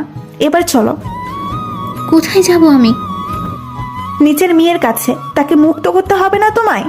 কিন্তু কোনো কিন্তু নয়। তবে এখানেই শেষ নয়, আমাদের আরও একটা বড় কাজ বাকি এখনো। সেটা বলো সোহাদের বাবার পর্দা ফাঁস করা, ওনার সকল রহস্য খুঁজে বের করা। ঠিক কোন কারণে নিজের ছেলেকে খুন করতে চাইছেন তিনি সেটা জানতে হবে আমাদের। ওনার এই ভালো মানুষের আড়ালে চালানো ষড়যন্ত্র আর বেশি দিন চলতে দেওয়া যাবে না। আমিও এর শেষ দেখতে চাই। ঠিক আছে মা, চল। আর আমি তোকে কথা দিচ্ছি, তোকে যথাসাধ্য সাহায্য করব আমি। ওই লোকটার একটা শাস্তি হোক আমিও চাই। যথেষ্ট খেলা করে নিয়েছে আমাদের সকলকে নিয়ে, এবার ওর মুখোশ টেনে খুলে ফেলার সময়। শ্রেষ্ঠা বুঝতে পারে প্রজ্ঞার মায়ের সত্যি বদল ঘটেছে। নিজের কৃতকর্মের জন্য সে যথেষ্ট অনুতপ্ত। এরপর শ্রেষ্ঠা তার সকল বাঁধন খুলে দিল। একটু পরে দুজনে মিলে শহরের উদ্দেশ্যে রওনা দেয়। এদিকে আমার বাড়িতে প্রজ্ঞা মানে নকল শ্রেষ্ঠার সামনে বসে আছি আমি। ওর সামনে শ্রেষ্ঠা রেখে যাওয়া খাবারগুলো এখনও পড়ে আছে, এখনও কিছুই মুখে তোলেনি। আমি প্রজ্ঞাকে নিজের বাবার সকল ষড়যন্ত্রের কথা খুলে বলি। সে যে আমাকে খুন করার জন্য উদ্গ্রীব হয়ে আছে এটা শুনে বেশ অবাক হয়ে যায় প্রজ্ঞা। অবশ্য ও সেদিন একটা ভুল করেছিল আমার সাথে, আর সেই কাজটা অনেকটা নিজের নিয়ন্ত্রণের বাইরে চলে যাওয়ার জন্যই হয়েছিল। প্রজ্ঞা এখন নিজের সমস্ত কৃতকর্মের জন্য অনুতপ্ত। ও সত্যি আমার ক্ষতি কখনোই চায়নি, শুধুমাত্র সংসার করতে চেয়েছিল আমার সাথে। তবে শ্রেষ্ঠার সাথে যা করেছে তার জন্য হয়তো কখনোই ক্ষমা করতে পারবো না ওকে। এর উপযুক্ত শাস্তিও ওকে দেব আমি, তবে সেটা এখন নয়। কি হলো, এভাবে না খেয়ে থাকলে তো মরে যাবে, খেয়ে নাও কিছু। আমি খাবো না কিছুই, আর আমি তো মরেই যেতে চাই। এই অভিশপ্ত জীবন নিয়ে আর কি হবে? নাটক করুন আমার সামনে, তাড়াতাড়ি খেয়ে নাও। আমি নাটক করি বলে মনে হচ্ছে তোমার? কি মনে হবে আর, তোমার আপাদমস্তক নাটক আর ছলনায় পরিপূর্ণ। আমার ভাবতে ঘৃণা লাগছে তোমার সাথে স্বামী স্ত্রীর সম্পর্ক করেছি আমি। কীভাবে পারলে এটা আমার সাথে করতে? কেন এক কথা বারবার বলে কি আনন্দ পাচ্ছ তুমি আমায় বলবে? এর থেকে বরং মেরে ফেলো আমায় তুমি। বাহ, এ তো এখন পুরো সিনেমা দেখছি। এতক্ষণ তাও ছিল শুধু নাটকের পর্যায়ে। আমায় ছাড়বে না তাই তো? ছাড়বো না বলিনি, তবে তোমায় এখানে যে বন্দি করেছে তোমাকে মুক্ত করার কাজটাও তো তার হওয়া উচিত, তাই না? আমি শুধু পাহারা দিচ্ছি তোমায়। শ্রেষ্ঠার কথা বলছো? হ্যাঁ। আচ্ছা, তোমার বাবা যদি সন্দেহ করে ওকে বা ধরে ফেলে ও আমি নই, তখন কি হবে? কেন, তোমার খুব চিন্তা হচ্ছে বুঝি ওর জন্য? এত দরদ আগে কোথায় ছিল? বলো বলো, যত খুশি বলে নাও আমায়, কিন্তু আমার সত্যি ওর জন্য চিন্তা হচ্ছে। এটা তুমি বিশ্বাস না করলেও আমার চিন্তা পাল্টে যাবে না। হোয়াট, কম বকো, যা দিয়েছে খেয়ে উদ্ধার করো। তোমায় মেরে জেলে দিতে চাই না আমি। তুমি যতক্ষণ আমায় ক্ষমা না করবে, আমায় বিশ্বাস না করবে, কিচ্ছু খাবো না আমি। না খেয়ে মরে যাব দরকার হলে। আবার নতুন নাটক? ক্লান্ত হয়ে যাচ্ছি তোমার নাটক দেখতে দেখতে। করে নাও, এখন তো অপমান ছাড়া আর কিছুই জুটবে না আমার ভাগ্যে, আমি জানি। আমি তখন কিছু বলতে যাব, ঠিক তখন কলিং বেল বেজে উঠল। নিশ্চয়ই শ্রেষ্ঠা এসেছে।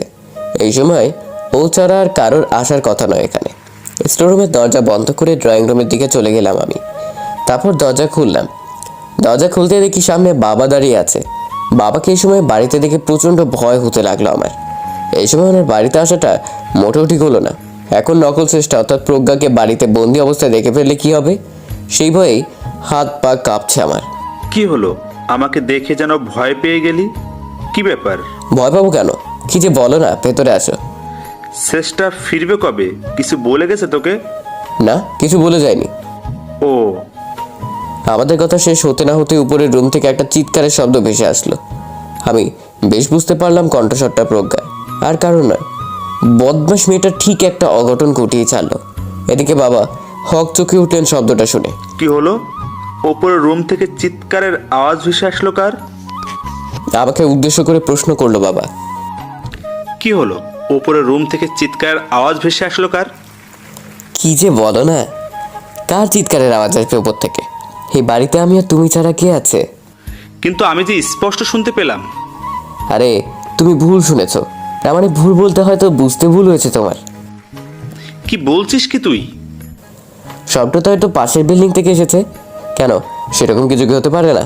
হ্যাঁ, ঠিক বলছিস, তাও হতে পারে। আচ্ছা যাক সে কথা, এখন চল ফ্রেশ হয়ে আসি একটু। ঠিক আছে, যাও। বাবা এই সময় বাড়িতে চলে আসায় বিশাল ঝামেলায় পড়ে গেছি আমি। একবার স্টোর রুমে নকল শ্রেষ্ঠাকে বন্দি অবস্থায় দেখতে পেলেই সর্বনাশ ঘটবে। জানি না তখন আমি কি করে সামাল দেব। এই ভেবে সোফার উপরে বসে পড়লাম আমি। না, একবার উপরে যেতেই হবে। তখন না হয় কোনো একটা অজুহাত দিয়ে কাটিয়ে নিয়েছি নিজেকে, কিন্তু বারবার তো আর আমার এক অজুহাত শুনবে না কেউ। ভুলটা আমারই। ওর মুখটা বেঁধে রেখে আসলে এই ফালতু টেনশন বয়ে বেড়াতেই হতো না এখন। উপরে গিয়ে তাই করতে হবে, যাতে ও আর ঝামেলা না করতে পারে। এই ভেবে সোফা ছেড়ে উঠে পড়ি আমি। উঠে দাঁড়াতেই দেখি বাবা পা টিপে টিপে এগিয়ে আসছে আমার দিকে। উনি হয়তো ভাবতে পারেনি আমি দেখে ফেলবো তাকে। তার ডান হাতটা পেছনে লুকানো, আমার দিকে অপলক দৃষ্টিতে তাকিয়ে ধীরে ধীরে এগিয়ে আসতে লাগলো। আমি তারই আচরণে বেশ ভীত সন্ত্রস্ত হয়ে পড়ি। তার মতিগতি ঠিক বুঝতে পারছি না। বাবা, কি হলো? কিছু বলবে? কি হলো? কোনো কথা বলছো না কেন? কিছু তো বলো। আমার কোনো প্রশ্নের উত্তর না দিয়ে একেবারে আমার নিকটে চলে আসলো সে। ওনার এই আচরণে পুরো হতভম্ব হয়ে গেছি আমি। পেছন থেকে সে নিজের হাতটা বের করে আনলো এক পর্যায়ে। তার হাতে একটা লোহার রড। আমাকে কিছু বুঝে ওঠার সুযোগ না দিয়ে রডটা দিয়ে সজোরে আমার মাথায় একটা আঘাত করলো। আঘাত করে মেঝেতে ফেলে দিল আমায়। যদিও তখন আর কিছু ভাবার পরিস্থিতিতে নেই আমি, তবে এইটুকু বুঝতে পারছি বাবা নিশ্চয়ই নকল সৃষ্টাকে দেখে ফেলেছে, আর ওই হয়তো সবটা জানিয়ে দিয়েছে তাকে। এই লোহার রডটা স্টোর রুম ছাড়া আর কোথাও থেকে পাওয়ার কথা নয়। তার মানে আমার ধারণায় সত্যি। চারপাশটা অন্ধকার হয়ে আসতে লাগলো আমার। বুঝতে পারলাম জ্ঞান হারাতে চলেছি আমি। এরপর আর কিছু মনে নেই। চোখ মেলে দেখতে পাই স্টোর রুমে হাত পা বাঁধা অবস্থায় বন্দী হয়ে আছি আমি। নকল সৃষ্টা নেই রুমে, শুধু আমি একা। মেয়েটা আবারও ধোকা দিল আমায়। ওকে বিশ্বাস করাটাই ভুল হয়েছিল আমার। যদি ওর সামান্যতম পরিবর্তন আসতো, ওর ভাবনায় আমার সাথে কিছুতেই এটা করতে পারতো না। টের পেলাম কেউ আসছে রুমের দিকে। একটু পরে দেখলাম সে আর কেউ নয়, বাবা এসে আমার সামনে একটা চেয়ারে বসলো। তার হাতে একটা পিস্তল। পিস্তলটা পকেট থেকে বের করে আমার সামনে টেবিলের ওপরে রাখলো। তারপর আমাকে উদ্দেশ্য করে বলতে লাগলো, কি খবর মিস্টার সৌহার্দ্য? তার মানে জ্ঞান ফিরেছে? তুমি আমার বাবা হয়ে এটা করতে পারলে আমার সাথে? বলো, এত বড় প্রতারণা কি করে করলে আমার সাথে? প্রতারণা করেছি? কিসের প্রতারণা করেছি আমি? আবার জিজ্ঞেস করছো কিসের প্রতারণা করছো? তুমি পিতা হয়ে নিজেই ভাবে নিজের সন্তানকে পেছন থেকে ছুরি বসিয়ে দিলে। কোনো বাবা এত বড় একটা জঘন্য কাজ কি করে করতে পারে তার ছেলের সাথে? আমি সত্য ভেবে পাচ্ছি না। একদম ঠিক বলেছ। কোনো বাবা তার ছেলের সাথে এমন কাজ করতেই পারে না। আর আমি তো... কি তুমি? কি হলো, থেমে গেলে কেন বাবা? এই থামো তো, বারবার কাকে এত বাবা বাবা বলছো? তোমার মুখ থেকে এই ডাকটা শুনে শুনে বিরক্ত হয়ে গেছি আমি। তুমি নিজের ছেলেকে খুন করতে চাইতেই পারো, কিন্তু তাই বলে আমি তো আর আমাদের সম্পর্কটা অস্বীকার করতে পারি না। কে তোমার বাবা, কে ছেলে? যদি সম্পর্কের এতটাই গুরুত্ব তোমার কাছে, তবে শুনে রাখো, না আমি তোমার বাবা, না তুমি আমার ছেলে। আমার ছেলে একটাই, আর সে হলো মিছিল, আর কেউ নয়। বাবার কথা শুনে রীতিমতো চমকে গেলাম আমি। কি বলছো তুমি এগুলো? আমি জানি তুমি আমাকে অনেক ঘৃণা করো, সেই কারণে এগুলো বলছো এখন, তাই না?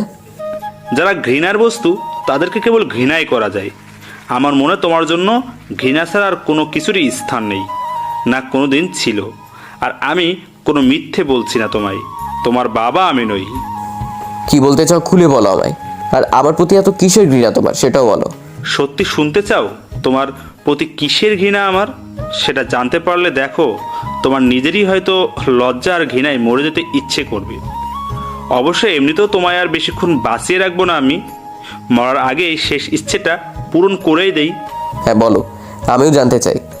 তুমি আমায় মারতে চাও, তাই তো? মেরে ফেলো, কিন্তু তার আগে আমাকে বলো আমার উপর কিসের এত রাগ তোমার? কেন খুন করতে চাও আমায় তুমি? এই প্রশ্নের উত্তর না জেনে মরেও শান্তি পাবো না আমি। কি অন্যায় করেছি আমি তোমার সাথে বলো, যার কারণে এমন নিষ্ঠুর আচরণ করছো? অন্যায় তুমি করনি তো। অন্যায় করেছে তোমার নষ্টা মা আর তার পরিবার। মুখ সামলে কথা বলো। তুমি আমার মৃত মায়ের উপরে এত বড় একটা আরোপ দিচ্ছ কোন সাহসে? তো কি বলবো আর? যে মহিলা বিয়ের আগে কোনো পুরুষের সন্তান গর্ভধারণ করে, সে নষ্টা না তো কে নষ্টা? আমার প্রশ্নের উত্তর দাও তুমি। কি বলছো কি তুমি এগুলো? আমার মা এমন কাজ করতে পারে আমি মরে গেলেও বিশ্বাস করি না তোমার কথা। নিজের দোষ ঢাকার জন্য আমার মৃত মাকে অপবাদ দিচ্ছ তুমি। আর সে তো শুধু আমার মা নয়, তোমারও স্ত্রীও সে। অবশ্য তোমার মতো মানুষের পক্ষে সব সম্ভব, এইটুকু বুঝে গেছি আমি। তুমি যা বোঝার বুঝে নাও, কিন্তু তাই বলে সত্যিটা পাল্টে যাবে না। সত্যি? কিসের সত্যি? যখন তোমার মায়ের সাথে বিয়ে হয় আমার, তুমি তার গর্ভে প্রতিপালিত হচ্ছ, তখন ঠিক মাত্র 4 মাসের অন্তঃসত্ত্বা তোমার মা। আমি এখনো জানি না তোমার কথা কতটুকু সত্যি। যদি ভুলেও তাই হয়ে থাকে, তবে আমার আসল বাবা কে বলো? কার ঔরসে জন্ম হয়েছিল আবার? কার ঔরসে জন্ম হয়েছে? এই বলে বাবা হো হো করে হাসতে লাগলো। কি হলো, হাসছো কেন তুমি? সেটা তো নিজেই জানি না আমি।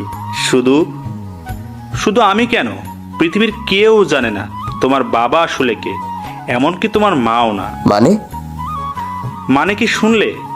নিজের কানকে বিশ্বাস করতে পারবে তো? তুমি তো একেবারেই বিশ্বাস করো না আমায়। বলো। মানে হলো এটাই, তোমার জন্ম সাধারণভাবে হয়নি, কারো ধর্ষণের ফলে জন্মেছে তুমি।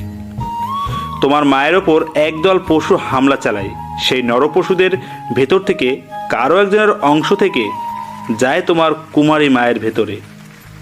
আর আজ সেই অংশটা আর কেউ নাই, তুমি নিজেই, যার না আছে কোনো পরিচয়, কোনো ধর্ম, কোনো বংশ। তবে বুঝে নাও কে তুমি। তুমি তো কখনো মানুষের পর্যায়েই পড়ো না। রাস্তার পশু আর তোমার ভিতরে কি তফাৎ আছে একটু বলবে আমায়? এখনো জিজ্ঞেস করবে কেন ঘৃণা করি তোমায় আমি? বাবার কথাগুলো লোহার শেলের মতো বাজছে আমার বুকে। মনে হচ্ছে সেই শেলের আঘাত বুকটাকে রক্তাক্ত করে দিচ্ছে আমার। জীবনের এই পর্যায়ে এসে এত বড় একটা তিক্ত সত্যের মুখোমুখি হব কখনো ভাবতে পারিনি। অশ্রুসিক্ত চোখে আবারও বাবাকে প্রশ্ন করি, আমার মায়ের এত বড় সর্বনাশ হলো কি করে? কি ঘটেছিল সেদিন তার সাথে? বলো আমায়। আজ থেকে 28 বছর আগের কথা। তোমার মা একটি বেসরকারি প্রতিষ্ঠানে চাকরি করত। আর্থিক অবস্থার দিক থেকে তার পরিবার খুব একটা সচ্ছল ছিল না, তাই বাধ্য হয়ে এই পেশা বেছে নিয়েছিল তোমার মা। অফিস থেকে ফিরতে তার অনেক দিন বেশ রাত হতো, কখনো 9টা, কখনো 10টা। তো কোন একদিন রাত 8:30টার দিকে অফিস থেকে বের হয়ে রাস্তার গাড়ির জন্য অপেক্ষা করতে থাকে সে। সেদিন আবহাওয়াটা বেশ প্রতিকূলে ছিল, ভারী বৃষ্টি, সাথে ঝড়ো বাতাস বয়ে চলেছে ক্রমাগত। এই সময়ে গাড়ি পাওয়া মুশকিল। বেশ কিছুক্ষণ অপেক্ষা করলো তোমার মা, কিন্তু ভাগ্য তার সদয় হলো না। এরপর সে নিরুপায় হয়ে বাড়ির উদ্দেশ্যে হেঁটেই রওনা হয়। বেশ কিছু পথ অতিক্রম করার পর তার মনে আশার আলো সঞ্চার করে একটা ট্যাক্সি এসে উপস্থিত হলো। তোমার মা দেখতে পায় ভেতরে 2-3 জন ভদ্র মহিলা বোরকা পরে বসে আছে। পুরুষ বলতে ড্রাইভার একজনই। বিষয়টা বেশ ইতিবাচক মনে হলো তার কাছে। তারপর সে ট্যাক্সিতে চেপে নিজের বাসার উদ্দেশ্যে ছুটে চলল। কিন্তু দুর্ভাগ্য, তোমার মা নিজেও জানতো না সেদিন সে নিজের কত বড় সর্বনাশ ডেকে এনেছিল। তোমার মা এক পর্যায়ে বুঝতে পারলো বোরকা পরা মহিলারা বাস্তবে কতগুলো পুরুষ, যারা এক প্রকার ছদ্মবেশ নিয়ে আছে। বাইরে ঝড়ো বৃষ্টি, তার ভেতরে নিজেকে এতগুলো পুরুষের মাঝে একটা আটকা জায়গায় একলা দেখে ঘাবড়ে যাওয়াটা স্বাভাবিক। সে চেষ্টা করে গাড়ি থেকে নেমে যাবার, কিন্তু তাকে সেই সুযোগ দেওয়া হলো না। একজন লোক তোমার মাকে টান দিয়ে নিজের ওপর ফেলে দিল। কি অসভ্যতা হচ্ছে, ছাড়ুন বলছি আমায়। ড্রাইভার, তুমি কি দেখতে পাচ্ছ না এসব? গাড়ি থামাও বলছি। কথা না শুনলে আমি কিন্তু চিৎকার করব। চিৎকার করবি? তোর চিৎকার কে শুনবে এত রাতে? না, তোমরা এটা করতে পারো না আমার সাথে। আমি কোনো রকম একটা চাকরি করে বাবার সংসার চালাই। ভদ্র ঘরের মেয়ে আমি। দয়া করে আমার ইজ্জত নষ্ট করো না। তোমাদের পায়ে পড়ি, ছেড়ে দাও। আর কতকাল বাবার সংসারে খাটবি? এবার না হয় আমাদের জন্য একটু খাট। নে, খুশি কর আমাদের সবাইকে। না, আমি এসব করতে পারবো না, মরে গেলেও পারবো না। তুই পারবি না, কিন্তু আমরা তো পারবো। চল, তোকে কিছু করতে হবে না, যা করার আমরাই করছি। তোমার মা গুন্ডাগুলোদের নোংরা কথা সহ্য করতে না পেরে ঠাস করে চর বসিয়ে দিল একজনের গালে। এতে ওরা আরো বেশি ক্ষেপে যায় এবং হিংস্র হয়ে ওঠে।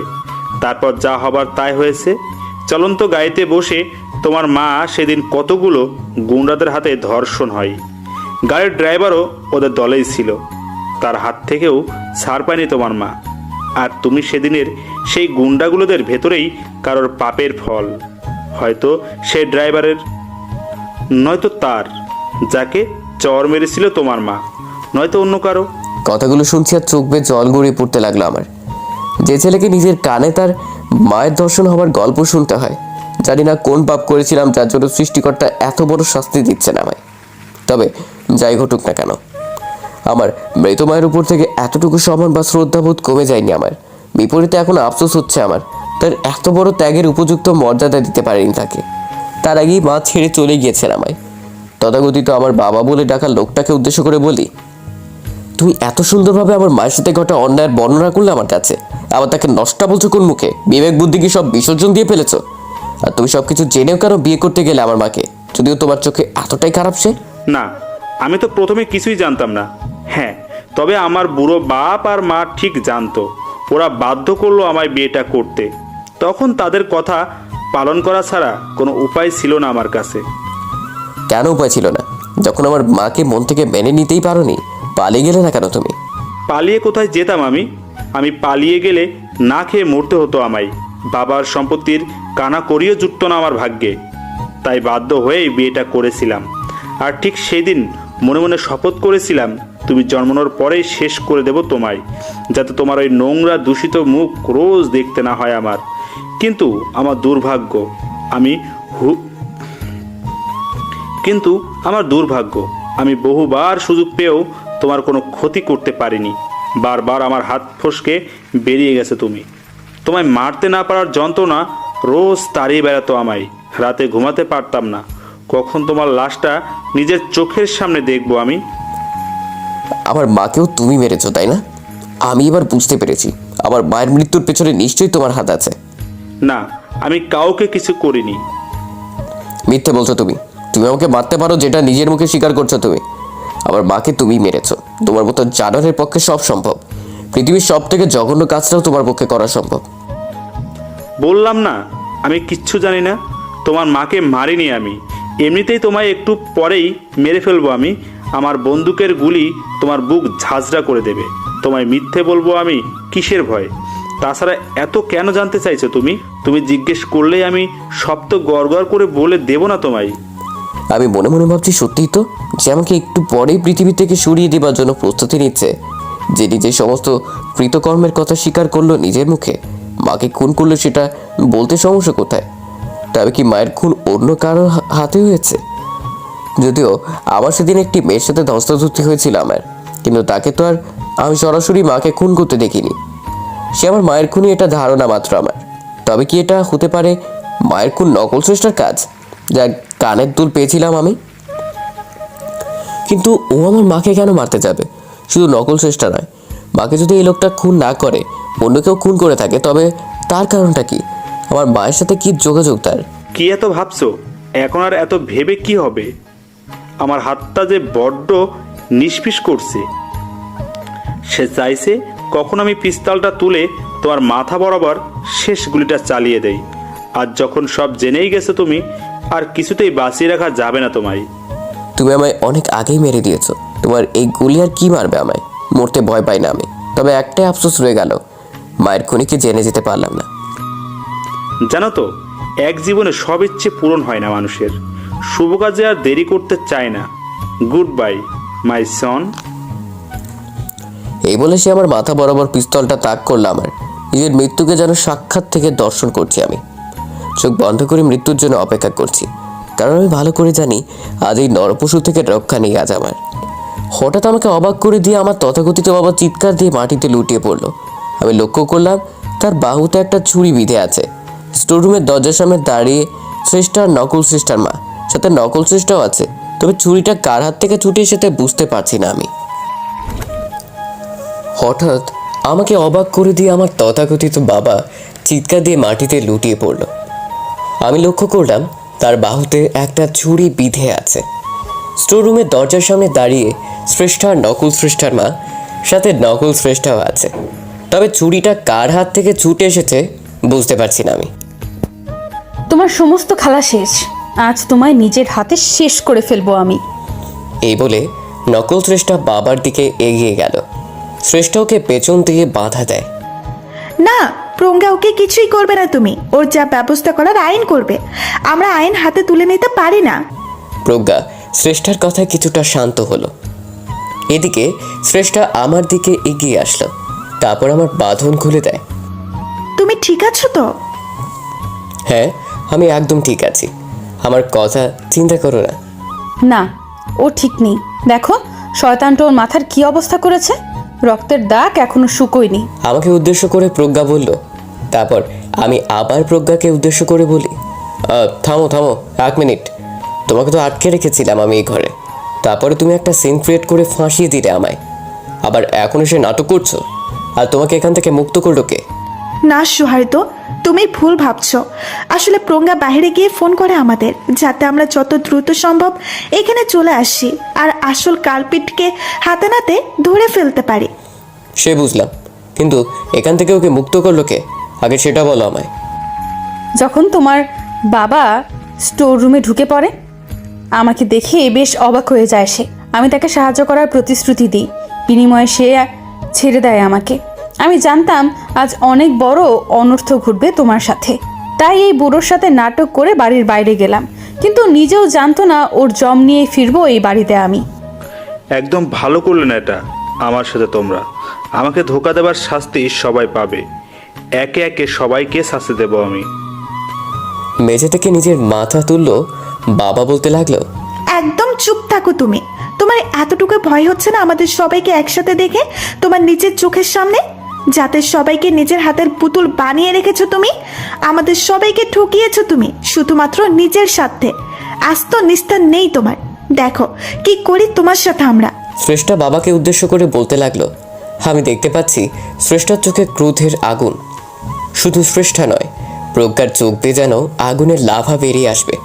সত্যি তো, আমার কথা বাদ দিলাম, ওদের দুজনের জীবন নষ্ট হয়েছে শুধুমাত্র এই একটা লোকের জন্য। পৃথিবীতে মানুষ সব কিছুর সাথে আপোষ করতে পারে, তবে নিজের জীবনের সাথে নয়।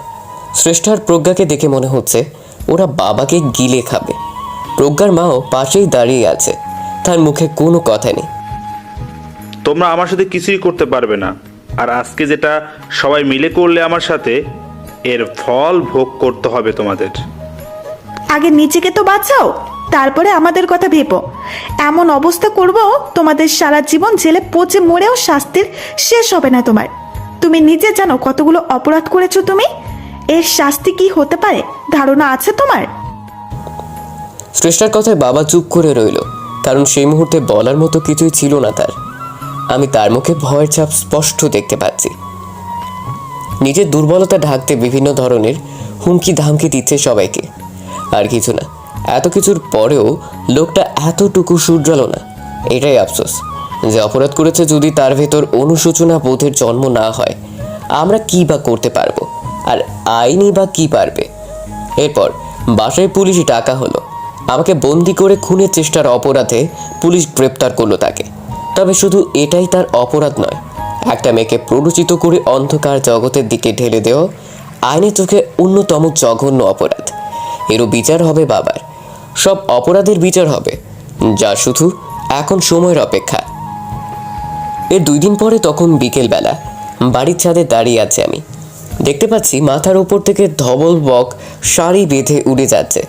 কতটা শৃঙ্খলাবোধ ওদের সবার ভেতরে, যে যার জায়গায় স্থির থেকে উড়ে চলেছে। দেখলে মন জুড়িয়ে যায়। পৃথিবীতে মানুষ নামক প্রাণীর ভেতরে বোধ হয় ন্যায় শৃঙ্খলা বোধের বড্ড অভাব। আমরা তথাকথিত বাবা জেলে তার কৃতকর্মের শাস্তি ভোগ করছে। বাবার সমস্ত রহস্য আমার কাছে জলের মতো পরিষ্কার। এবার আমার মায়ের খুনির রহস্য বেদ করার অপেক্ষা। জানি না কখন আর কবে সেই সত্যি আমার সামনে আসবে। মায়ের মৃত্যুতে বাবার কোনো হাত আছে কিনা এখন পর্যন্ত জানি না আমি। যদি সত্যি তাই থেকে থাকে তবে আমার কাজ আরও বেশি মুশকিল হয়ে যাবে। অন্যদিকে নকল শ্রেষ্ঠা অর্থাৎ প্রজ্ঞা, সেও আমার সন্দেহের বাইরে ছিল না কোনো দিনও। কিন্তু সমস্যা হলো, যাকেই সন্দেহ করি না কেন, কারোর বিরুদ্ধেই উপযুক্ত প্রমাণ নেই আমার কাছে। জানি না কি করে মায়ের খুনি পর্যন্ত পৌঁছবো আমি। হঠাৎ ফোনের ট্রিং ট্রিং শব্দে আমার ভাবনায় চেত পড়লো। পকেট থেকে ফোনটা বের করতে দেখি গেট দারোয়ানের কল। বেশ কিছুদিন গ্রামের বাড়িতে গিয়েছিল, গতকালকেই ফিরে এসেছে। কলটা রিসিভ করলাম। স্যার একটু নিচে আসেন। কেন, কি হয়েছে? একটা পার্সেল এসেছে। পার্সেল এসেছে? কিসের পার্সেল? সেটা তো না খুলে বলতে পারবো না আমি, আপনি নিচে এসে নিয়ে যান। ঠিক আছে, তুমি ওয়েট করতে বলো, আমি এক্ষুনি আসছি। ফোনটা রেখে দ্রুত গ্রাউন্ড ফ্লোরের দিকে গেলাম। গিয়ে দেখি গেট দারোয়ান একটা খাম হাতে নিয়ে দাঁড়িয়ে আছে। আমাকে দেখে আমার দিকে এগিয়ে এলো সে। স্যার এই যে চিঠিটা। কি এটা? এটা পার্সেল? এটাই তো দিয়ে গেলেন। দিয়ে গেলেন মানে? যে এটা নিয়ে এসেছে সে কোথায়? সে তো চলে গেছে স্যার। চলে গেছে? এভাবে হয় নাকি? পার্সেলের ডেলিভারির ক্ষেত্রে কিছু প্রোটোকল থাকে তো, উনি সেগুলো না মিটিয়ে চলে গেলেন। অদ্ভুত। আমি বলেছিলাম তাকে। আর স্যার, ওনাকে দেখে মনে হলো না উনি প্রফেশনাল কেউ। আচ্ছা যাই হোক, ছাড়ো। তবে তোমার তাকে চলে যেতে দেওয়া ঠিক হয়নি। চিঠিটা দারোয়ানের সামনে বসে খুলতে মন চাইলো না, তাই আবারও চিঠিটা নিয়ে ছাতে গেলাম। চিঠিটা খুলতে খুলতে বুকটা ধুকধুক করতে লাগলো। না জানি কি আছে এটার ভেতরে। তারপর এরকম একটা উড়ো চিঠি। চিঠিটা খুলে নিজের সামনে ধরলাম, তারপর চোখের সাহায্যে পড়তে থাকি। কি ব্যাপার, কেমন আছো? ভালো নেই নিশ্চয়ই, খুব চিন্তার ভেতর দিয়ে যাচ্ছ, তাই না? আমি জানি কি নিয়ে এত চিন্তা তোমার। এই চিন্তা মাথা থেকে দূর না হওয়া পর্যন্ত শান্তি পাচ্ছ না তুমি। তবে জানো কি, আমার কাছে তোমার চিন্তার উপশম আছে। আজ রাতেই চলে আসো, ঠিক 9:45 পরে। চিঠির অপর প্রান্তের ঠিকানা লেখা আছে। আশা করি জায়গা এখনো ভুলে যাওনি, আর ভুলে যাবারও কথা নয়। লেখাগুলো দেখে বেশ অবাক বনে গেলাম। বেশ আগ্রহ ভরে চিঠির অপর প্রান্তে চলে যাই। সেখানে মোটা কালিতে এখানে ঠিকানা লেখা আছে। ঠিকানাটা দেখতেই চোখজোড়া কপালে উঠল আমার। সারা শরীর যেন অদ্ভুত ঝাঁকুনি দিল। এ আর অন্য কোনো জায়গা নয়, আজ থেকে 1 বছরের বেশি সময়ের আগে যে জায়গায় আমার মায়ের খুন হয়েছিল সেই জায়গার ঠিকানা। আর সময়টা 9:45। সেই রাতে 9:45টার দিকে আমার মায়ের খুন হয়েছিল। তার মানে এই চিঠির সাথে আমার মায়ের খুনের কোনো না কোনো যোগাযোগ আছে। তা না হলে এতগুলো পয়েন্ট এভাবে মিলে যাবে কেন? এক প্রকার আশ্চর্য রকমের উত্তেজনা কাজ করতে লাগলো আমার ভেতরে। এক্ষুনি শ্রেষ্ঠার সাথে এই বিষয়ে কথা বলতে হবে এভাবে শ্রেষ্ঠার রুমের দিকে ছুটে গেলাম। আমি জানি ও আমার মতোই অবাক হয়ে যাবে চিঠিটা দেখে। আর তাছাড়া আমার মায়ের খুনিকে শনাক্ত করতে পারলে আমার থেকে শ্রেষ্ঠাই বেশি খুশি হবে, আমি জানি। ওর থেকে বড় শুভাকাঙ্ক্ষী আমার জীবনে আর কে আছে? কিন্তু এসে দেখতে পাই শ্রেষ্ঠা নেই ওর রুমে। পুরো বাসা তন্ন তন্ন করে খুঁজলাম, কেউ কোথাও নেই। কি হলো ব্যাপারটা বুঝলাম না। শ্রেষ্ঠা আমাকে না বলে বাসা থেকে বেরিয়ে যাবার পাত্রী তো নয়। ওর এই আচরণে অবাক না হয়ে পারছি না। একটা কাজ করা যায়, ও বাসা থেকে বেরিয়ে গেলে গেট দাঁড়ানে নিশ্চয়ই তো জানার কথা। ওকে জিজ্ঞেস করলে হয়তো কিছু জানতে পারবো। শ্রেষ্ঠার ফোনে একটু সমস্যা করছে, তাই ফোন দিয়ে লাভ হবে না। তাছাড়া প্রজ্ঞা আর ওর মা একটু বাইরে গিয়েছে দুপুরের পর। গ্রাউন্ড ফ্লোরে যাওয়ার জন্য দরজার দিকে পা বাড়ালাম। ঠিক তখন শ্রেষ্ঠা ঘরে ঢুকে পড়লো। আমাকে আচমকার সামনে দেখে যেন অবাক হয়ে গেল। কি হলো শ্রেষ্ঠা, কোথাও গিয়েছিলে? সে কখন থেকে খুঁজে মরছি তোমায়। একটু বাইরে গিয়েছিলাম, কাজ ছিল। শ্রেষ্ঠার এই আচরণে কারণ বুঝতে পারছি না। কেমন জানি একটা ভয় পেয়ে আছে আমাকে দেখে। তাছাড়া কিছু একটা লুকোচ্ছে এমন মনে হলো আমার। কি হলো শ্রেষ্ঠা, ঠিক আছো তো তুমি? তোমাকে বিচলিত লাগছে কেন? কি যে বলো না, আমি ঠিক আছি। আচ্ছা বসো, একটা জরুরি কথা বলার আছে তোমাকে। কি জরুরি কথা বলো? এই চিঠিটা দেখো। এই চিঠির লেখাগুলোর সাথে আমার মায়ের মৃত্যুর একটা অদ্ভুত কানেকশন আছে। পড়ে দেখো একটা তুমি। এইমাত্র চিঠিটা হাতে এলো আমার। মনে হচ্ছে মায়ের খুনিকে খুব তাড়াতাড়ি ধরে ফেলতে পারবো আমরা। এই বলে চিঠিটা শ্রেষ্ঠার দিকে এগিয়ে দিলাম। কিন্তু ও যেন খুব একটা অবাক হলো না চিঠিটা দেখে, যতটা হবার কথা ছিল। আমার এমন মনে হচ্ছে এই চিঠির ব্যাপারেও আগে থেকেই অবগত, তাই এতটা স্বাভাবিক আচরণ করতে পারছে। কিন্তু সেটা কি করে সম্ভব? কিন্তু পরক্ষণে মনে হলো অতিরিক্ত টেনশন আর উত্তেজনা বশত আমি বোধহয় একটু বেশি ভাবছি শ্রেষ্ঠাকে নিয়ে। আর যাই হোক, পৃথিবী উল্টে গেলেও আমার মায়ের খুনের ব্যাপারে শ্রেষ্ঠাকে সন্দেহ করতে পারি না আমি। আসলে পাশের মানুষদের সন্দেহ করতে করতে আমার মনে সন্দেহের বীজ দানা বেঁধে আছে। যাকে তাকে যখন খুশি সন্দেহ করে ফেলছি। তবে যাই হোক না কেন, এটা ঠিক আজ রাতে ওই জায়গায় কিছু একটা ঘটতে চলেছে আমার সাথে। হয়তো ভালো কিছু, নয়তো অন্যরকম কিছু একটা তো অপেক্ষা করছে। রাত 10টার দিকে আজ থেকে 1 বছর আগে যেখানে আমার মায়ের খুন হয়েছিল সেই স্থানে পৌঁছে গেলাম। জানি না এখানে কে ডেকেছে আমায়। দাঁড়িয়ে দাঁড়িয়ে তার অপেক্ষা করে যাচ্ছি। একটু পর দেখতে পাই আমার অদূরে কেউ দাঁড়িয়ে আছে। শীতের রাত, কুয়াশার চাদরে চারদিক ঘিরে আছে, তাই দূর থেকে তার ছায়া ছাড়া আর কিছুই দেখতে পাচ্ছি না। সেই ব্যক্তি কোনো প্রকার শব্দ উচ্চারণ করছে না, নীরবেই দাঁড়িয়ে আছে আমার সামনে। তার এই আচরণ আরও বেশি অবাক করে দিচ্ছে আমায়। কে তুমি? কথা বলছো না কেন? এই বলে এগিয়ে যেতে শুরু করি তার দিকে। অমনি সে আমাকে আটকে দেয়, নিজের হাত দিয়ে আমাকে তার কাছে যেতে বারণ করে। ঠিক আছে, আমি আসছি না তোমার কাছে, কিন্তু তুমি আমাকে এখানে কেন ডেকেছো সেটা তো বলো। মনে পড়ে এই জায়গার কথা? আজ থেকে 1 বছরের কিছুদিন আগে কি হয়েছিল এই জায়গায়? নারী কণ্ঠস্বর শুনে চমকে উঠলাম আমি। এ তো শ্রেষ্ঠার কণ্ঠস্বর। তবে শুধু শ্রেষ্ঠার নয়, কণ্ঠস্বরটা অনেকটা প্রজ্ঞার মতো বটে। বুঝতে পারছি না ঠিক কে কথা বলছে আমার সাথে, তবে ওদের দুজনের কণ্ঠস্বর অনেকটাই একরকম, তাই বোঝা যাচ্ছে না। হ্যাঁ, মনে আছে, আজ থেকে ঠিক 1 বছর আগে এই জায়গায় আমার মায়ের খুন হয়েছিল। তাকে খুন করে ব্রিজের উপর দিয়ে নিচে নদীর জলে ফেলে দেওয়া হয়েছিল। বাহ, কিছুই ভুলনি দেখছি। সেদিন যে খুন হয়েছিল সে আমার মা হয়, যার গর্ভ থেকে জন্ম হয়েছিল আমার।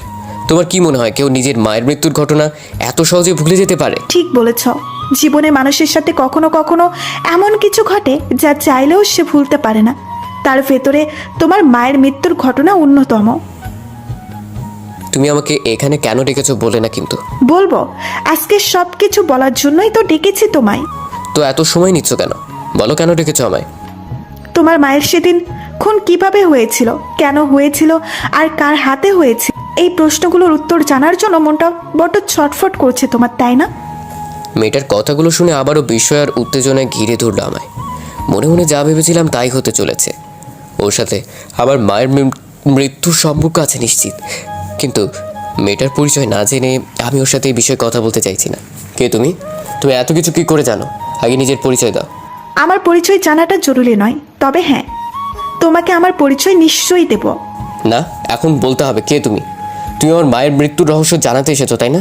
তবে শুনে রাখো, আমি আগে তোমার আসল পরিচয় জানবো, তারপরে তোমার সকল কথা শুনবো, তার আগে নয়।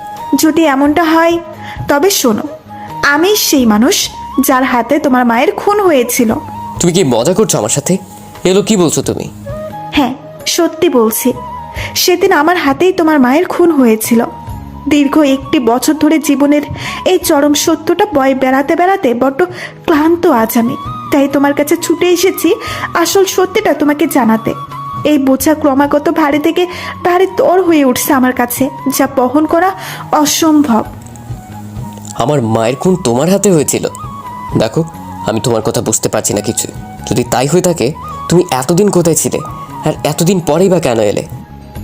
বলবো, আজকে সব বলবো তোমায়। আমিও চাই নিজের ভরাক্রান্ত মনকে হালকা করতে, নিজেকে অন্তর্দহন থেকে নিস্তার দিতে। তবে এই সমস্ত কিছু তখনই সম্ভব হবে যখন তুমি আমার দেওয়া শর্তটা মানবে। শর্ত? কিসের শর্ত? আগের কথা বাদ দাও, তুমি আমার শর্ত পালন করবে, কোনো প্রশ্ন করবে না। আর আমি জানি সেটা সম্ভব তোমার কাছে। তুমি হয়তো এখনো বুঝতে পারছো না মায়ের খুনের রহস্য জানার জন্য কতটা মরিয়া হয়ে আছে আমি দীর্ঘ 1 বছর ধরে। বলো কি শর্ত তোমার? তোমার সকল শর্ত মানতে আমি রাজি। কথা দিয়েছো কিন্তু। হ্যাঁ, দিলাম, এবার বলো। এই পিস্তলটা নাও। এই বলে মেয়েটা আমার দিকে একটা পিস্তল ছুঁড়ে দিল। আমি লুফে নিলাম। পিস্তল কেন? পিস্তল দিয়ে কি হবে? যখন আমার সমস্ত ঘটনা বলা শেষ হবে, তুমি যদি চিনতেও পারো আমায়, আমি তোমার যতই কাছের লোক হই না কেন, আমি আদেশ করা মাত্রই এই পিস্তলটা আমার মাথা বরাবর চালিয়ে দিতে হবে তোমায়। এমনভাবে চালাবে যাতে টার্গেট মিস না হয়, কারণ তোমার টার্গেট মিস হলে আর মারতে পারবো না আমি তো। মেয়েটার শর্ত শুনে মাথায় যেন আকাশ ভেঙে পড়লো আমার। এটা কি বলছে ও? এমন একটা শর্ত দিবে আমি ভাবতে পারিনি। তোমার মাথাটা কি খারাপ হয়ে গেছে? কি বলছো এসব? আমি তোমাকে খুন করতে যাব কেন? যদি তুমি কোনো অন্যায় করি থাকো, তবে আইন বিচার করবে তোমার, আমি নই। বিশ্বাস করো, যে অন্যায় করেছি আমি, কোনো আইন আমার জন্য পর্যাপ্ত নয়। সেদিন তোমার মাকে খুন করেছি আমি, আজ আমায় খুন করে তুমি তোমার মাতৃহত্যার প্রতিশোধ নেবে। আমি জানি প্রতিশোধ পরায়ণ মনোভাবী নও তুমি, কিন্তু নিজের জন্য না হোক আমার জন্য এই কাজ করতে হবে তোমায়। আজকে তোমার হাতে মরতে পারলে সেটাই হবে আমার উপযুক্ত বিচার। তোমার হাতে মরে আর চির শান্তি লাভ করতে চাই আমি, নয়তো মরেও আমার আত্মা শান্তি পাবে না। তুমি যেগুলো বলছো কিছুতেই সম্ভব নয়, এভাবে হয় না। না হলে নিজের মায়ের মৃত্যুর রহস্যের ব্যাপারে ভুলে যাও, আমি কিছুই বলতে পারবো না তোমায়। অগত্যা মেয়েটার শর্তে রাজি হলো আমি। আসল সত্যিটা এভাবে সামনে পেয়ে হাতছাড়া করতে চাই না আমি। সত্যি তো, এই সত্যিটা জানতে পারলে আমার অভিশপ্ত জীবনে আর কিছুই অপ্রাপ্তি থাকবে না। যদি কাউকে খুন করার পরিবর্তে জীবনের শেষ উদ্দেশ্য পূরণ করতে পারি, তবে সেটাই আমার সার্থকতা। ঠিক আছে, তোমার শর্তে রাজি আমি। এবার বলো, সেদিন কেন আমার মাকে খুন করেছিলে তুমি? মায়ের সাথে কি এমন যোগাযোগ ছিল তোমার? সত্যে রাজি হবার জন্য ধন্যবাদ। শোনো তবে এবার, সেই রাতে এই ব্রিজের নিচে একটা বড় বইমেলা হচ্ছিল। আমিও এসেছিলাম সেই মেলায়। কোনো কারণে আমার বেশ দেরি হয়ে যায়, তাই তাড়াতাড়ি বাসায় ফিরতে পারিনি। এক পর্যায়ে বুঝতে পারি কেউ বা কারা পেছন থেকে ফলো করছে আমায়। ভীষণ অস্বস্তিকর পরিস্থিতির ভেতরে পড়ে গেলাম আমি, যদিও তখন আমি নিশ্চিত ছিলাম না পুরোপুরি এই বিষয়ে। যখন বাসায় ফেরার জন্য নিজের মনস্থির করলাম, তখন আমার ধারণা সত্যি প্রমাণিত হয়। দেখতে পাই 4-5 জন লোক পেছন থেকে আমার উপরে নজর রাখছে। তখন মেলা শেষের পর্যায়ে একটা সাংস্কৃতিক অনুষ্ঠান হচ্ছিল। বেশিরভাগ মানুষ সেই অনুষ্ঠান দেখতে ব্যস্ত ছিল। যখন আমি মেলা থেকে বেরিয়ে আসতে যাব, ঠিক তখন আমায় কিছু বুঝে ওঠার আগেই সুযোগ না দিয়ে লোকগুলো ধাওয়া শুরু করলো। আমি আদৌ জানতাম না তারা কারা আর ঠিক কোন কারণে ধাওয়া করছে আমায়। এরপর দেখতে পাই সেই গুন্ডার দলের সাথে একজন মহিলাও আছেন, যদিও অন্ধকারে তার ফেসটা সেইভাবে দেখতে পাইনি আমি। গুন্ডাগুলোদের ভেতরে একজন আমায় উদ্দেশ্য করে একটা ছুরি ছুঁড়ে মারল, যদিও একটুর জন্য তাদের লক্ষ্য ব্যর্থ হয়। সাথে সাথে ছুরিটা কুড়িয়ে নেই আমি। তারপর ছুটতে ছুটতে এক পর্যায়ে একটা ঢিবির পেছনে লুকাই। আমি বহুবার চেষ্টা করেছি মেলার শোয়ের স্টেজের জায়গায় যেতে, কিন্তু গুন্ডাগুলো কিছুতেই যেতে দেয়নি আমায়। এক পর্যায়ে সবার পায়ের আওয়াজ থেমে গেল।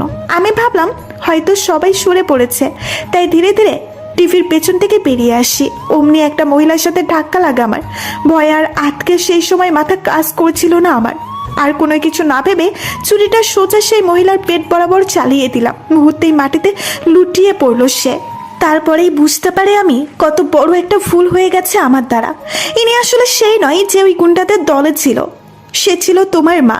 এই ঘটনা তহবিল করে দেয় আমায়। কি করব বুঝতে পারছিলাম না আমি, কিছুতেই মানতে পারছিলাম না আমার হাতে আমার হবু স্বামীর মায়ের খুন হয়ে গেছে। এভাবে অনেকক্ষণ দ্বিধাদ্বন্দ্বে ভোগার পরে সিদ্ধান্ত নিলাম আমি পালিয়ে যাব, কারণ সেই মুহূর্তে সত্যটার মুখোমুখি হবার মতো সাহস হচ্ছিল না আমার।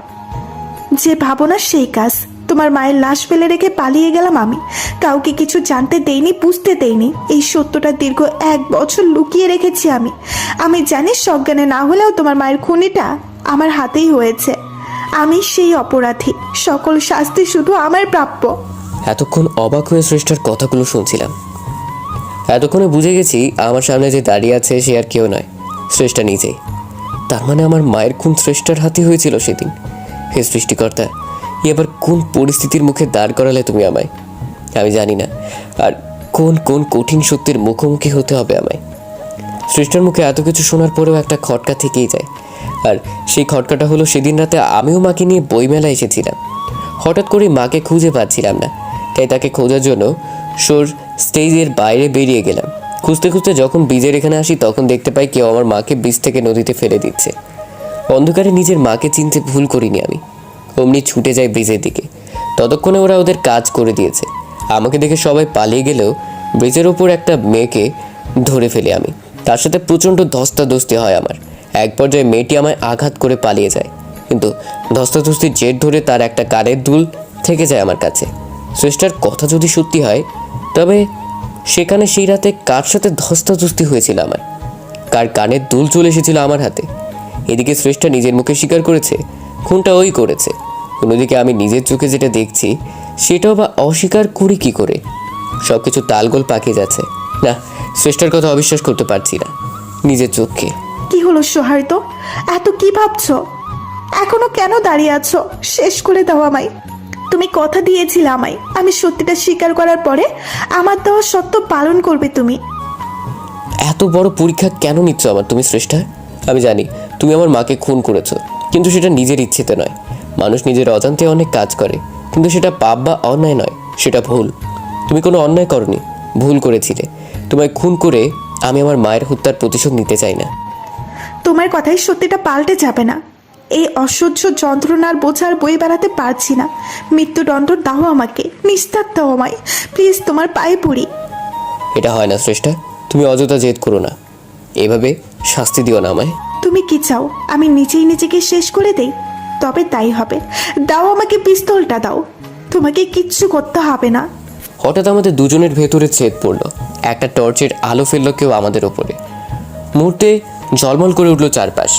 আমি দেখতে পাচ্ছি আমার সামনে প্রজ্ঞা এসে দাঁড়ালো। ওর অনেকটা পেছনে শ্রেষ্ঠা। প্রজ্ঞাকে এই সময় এখানে থেকে অবাক হলাম আমি। প্রজ্ঞা তুমি?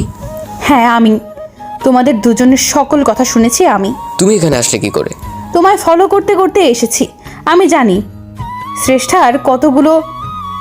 শ্রেষ্ঠার কথাগুলো শোনার পরে ঠিক কোন কোন প্রশ্ন ঘুরপাক খাচ্ছে তোমার মনে। সেদিন ব্রিজের উপর তোমার সাথে যার ধস্তাধস্তি হয় সে আর কেউ নয়, আমিই ছিলাম। আমার কানের দুল ছিঁড়ে চলে গিয়েছিল তোমার হাতে।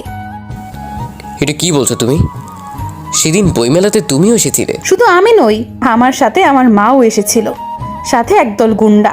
কিন্তু আমরা বই মেলায় আসলেও বই দেখতে বা কিনতে আসিনি, সেদিন এসেছিলাম খুন করতে। খুন? তার মানে শ্রেষ্ঠাকে তোমরাই? হ্যাঁ আমরাই। আমি আর আমার মা চেয়েছিলাম শ্রেষ্ঠাকে পৃথিবী থেকে সরিয়ে দিতে, যাতে ওকে খুন করে ওর জায়গায় আমি বসতে পারি, ওর সকল সম্পত্তি আমরা আমাদের কুক্ষিগত করতে পারি। সেদিন মা গুন্ডা নিয়ে ধাওয়া করে শ্রেষ্ঠাকে। এরপর ওখানে দুর্ভাগ্যক্রমে তোমার মা চলে আসে। আমার মা ভেবে শ্রেষ্ঠা তোমার মাকে খুন করে ফেলে, আর সেটা মা এবং তার দলবল দেখে ফেললো। সাথে আমিও ছিলাম। শ্রেষ্ঠা চলে যাবার পরে মা লক্ষ্য করে তার হ্যান্ডব্যাগটা খুঁজে পাচ্ছে না, হয়তো ছুটতে গিয়ে হারিয়ে গিয়েছে। এখন পুলিশ এই জায়গায় খুন হয়েছে এটা জানতে পারলে নিশ্চয়ই তল্লাশি চালাবে। তখন মায়ের সেই জিনিসটা খুঁজে পেলে বিশাল ঝামেলা হতে পারে। এমনিতেও আমরা চাইনি শ্রেষ্ঠা জেলে যাক, কারণ ও জেলে গেলে আমাদের বিশেষ কোনো লাভ হতো না। দেখতে যেহেতু একরকম ছিলাম আমরা দুজন, তাই ওকে সরিয়ে নিজের শ্রেষ্ঠা সেজে সকল সম্পত্তি হস্তগত করতে চেয়েছিলাম। মাও জেলে গেলে কখনোই সম্ভব হবে না। এই ভেবে আমরা সিদ্ধান্ত নিই লাশটা নদীতে ফেলে দেব, যাতে কেউ এই খুনের ঘটনার কথা জানতে না পারে। লাশ ফেলে দেওয়ার সময়ে তুমিও কাকতালীয়ভাবে সেই জায়গায় এসে হাজির হলে। তারপর এই ঘটনা আর কি বলবো, সবটাই জানা তোমার। এত বড় একটা কথা তোমরা লুকালে কেন আমার থেকে? তখন তোমার মাও কিছু বললো না কেন আমায়? ভয়ে ভয়ে আমরা সবটা লুকিয়েছিলাম তোমার থেকে, আইনের ভয়ে আমরা লুকিয়েছিলাম। তবে এখন আর সেই ভয়টা নেই আমাদের। অনেকটা ক্ষতি, অন্যের ক্ষতি চাইলে যে সেটা শাস্তি হয়ে নিজের দিকেই ফিরে আসে, সেই শিক্ষা তোমার বাবা থেকেই পেয়েছি আমরা। তুমি আর শ্রেষ্ঠা জীবনের মানে শিখিয়েছ আমাদের তোমাদের ক্ষমাই আমাদের ভুলটা চোখে আঙুল দিয়ে ধরিয়ে দিয়েছে। জীবনে যা পাপ করেছি তার শাস্তি পাবার সময় হয়েছে আমাদের সৌহার্দ্য। এমনিতেই সেদিনের ঘটনার পরে আমরা মা মেয়ে মিলে ঠিক করে নিয়েছিলাম তোমায় আর শ্রেষ্ঠাকে সকল ঘটনা খুলে বলবো, তারপর নিজেরাই আইনের হাতে ধরে দেব। কিন্তু আজ এই মুহূর্তে আমি এইখানে উপস্থিত না থাকলে হয়তো আরও এক অনর্থ ঘটে যেত। প্রজ্ঞার কথাগুলো যেন পাথর করে দিয়েছে শ্রেষ্ঠাকে। ওর মুখে কোনো কথা নেই। দীর্ঘ 1 বছর ধরে মায়ের মৃত্যু যন্ত্রণা ভোগ করে আসছি আমি। আজকে তার মৃত্যুর আসল রহস্য জানতে পারলাম। জীবনে নানা ঘাত প্রতিঘাত পেরোতে পেরোতে নিজের মনটাও অজান্তে কখন যে পাথরের ন্যায় শক্ত পদার্থে রূপান্তরিত হয়েছে বুঝতেই পারিনি। তাই হয়তো এত নিষ্ঠুরতা নিজের কানে শোনার পরেও স্থির হয়ে থাকতে পারছি। প্রজ্ঞার প্রতি এখন আর কোনো রাগ বা ক্ষোভ নেই আমার। ও আর ওর মা নিজেদের ভুলটা বুঝতে পেরেছে। ওরা নিজেদের আইনের হাতে সোপোর্ট করে দিয়েছে। ওদের দুজনেরই শুধরানোর পেছনে আমরা শ্রেষ্ঠার ভূমিকা রয়েছে। এত লোভী আর নিষ্ঠুর দুজন মানুষকে বদলে দিতে পারিছি মন থেকে। এর থেকে বড় প্রাপ্তি আর কি হতে পারে? এর বেশ কয়েক মাস পরে জেল গেট থেকে আমি আর শ্রেষ্ঠা বেরিয়ে এসেছি। আমাদের হাতে 1 মাসের একটি বাচ্চা। কী ভাবছেন, বাচ্চা নিয়ে জেল গেট থেকে কেন বের হলাম? সমস্ত অপরাধ স্বীকার করার পর আদালত প্রজ্ঞার ওর মায়ের যাবজ্জীবন কারাদণ্ড জারি করে। এর কিছুদিন পরে জানতে পারি প্রজ্ঞা প্রেগনেন্ট। আমার সন্তান বড় হচ্ছে ওর গর্ভে। প্রজ্ঞা আমাদের অনুরোধ করে ওর বাচ্চাটা যেন আমরা দুজন প্রতিপালন করি, তাতে কিছুটা হলেও ওর পাপের প্রায়শ্চিত্ত হবে। সত্যি বলতে বাচ্চাটা যে আমারই অংশ। ওর মা যেমনই হোক না কেন, আমি নিজের ঔরসকে অস্বীকার করতে পারি না। প্রজ্ঞার সাথে ডিভোর্সের পরে শ্রেষ্ঠাকে বিয়ে করে আমার ঘর বউ করে নিয়েছি অনেক আগেই। ও মন থেকেই মেনে নিয়েছে আমার সন্তানকে। আমাদের ছেলে সন্তানের নাম পরিবর্তন রেখেছি আমরা। নামটা অবশ্য আমার দেয়া নয়, ওর নতুন মায়ের দেয়া।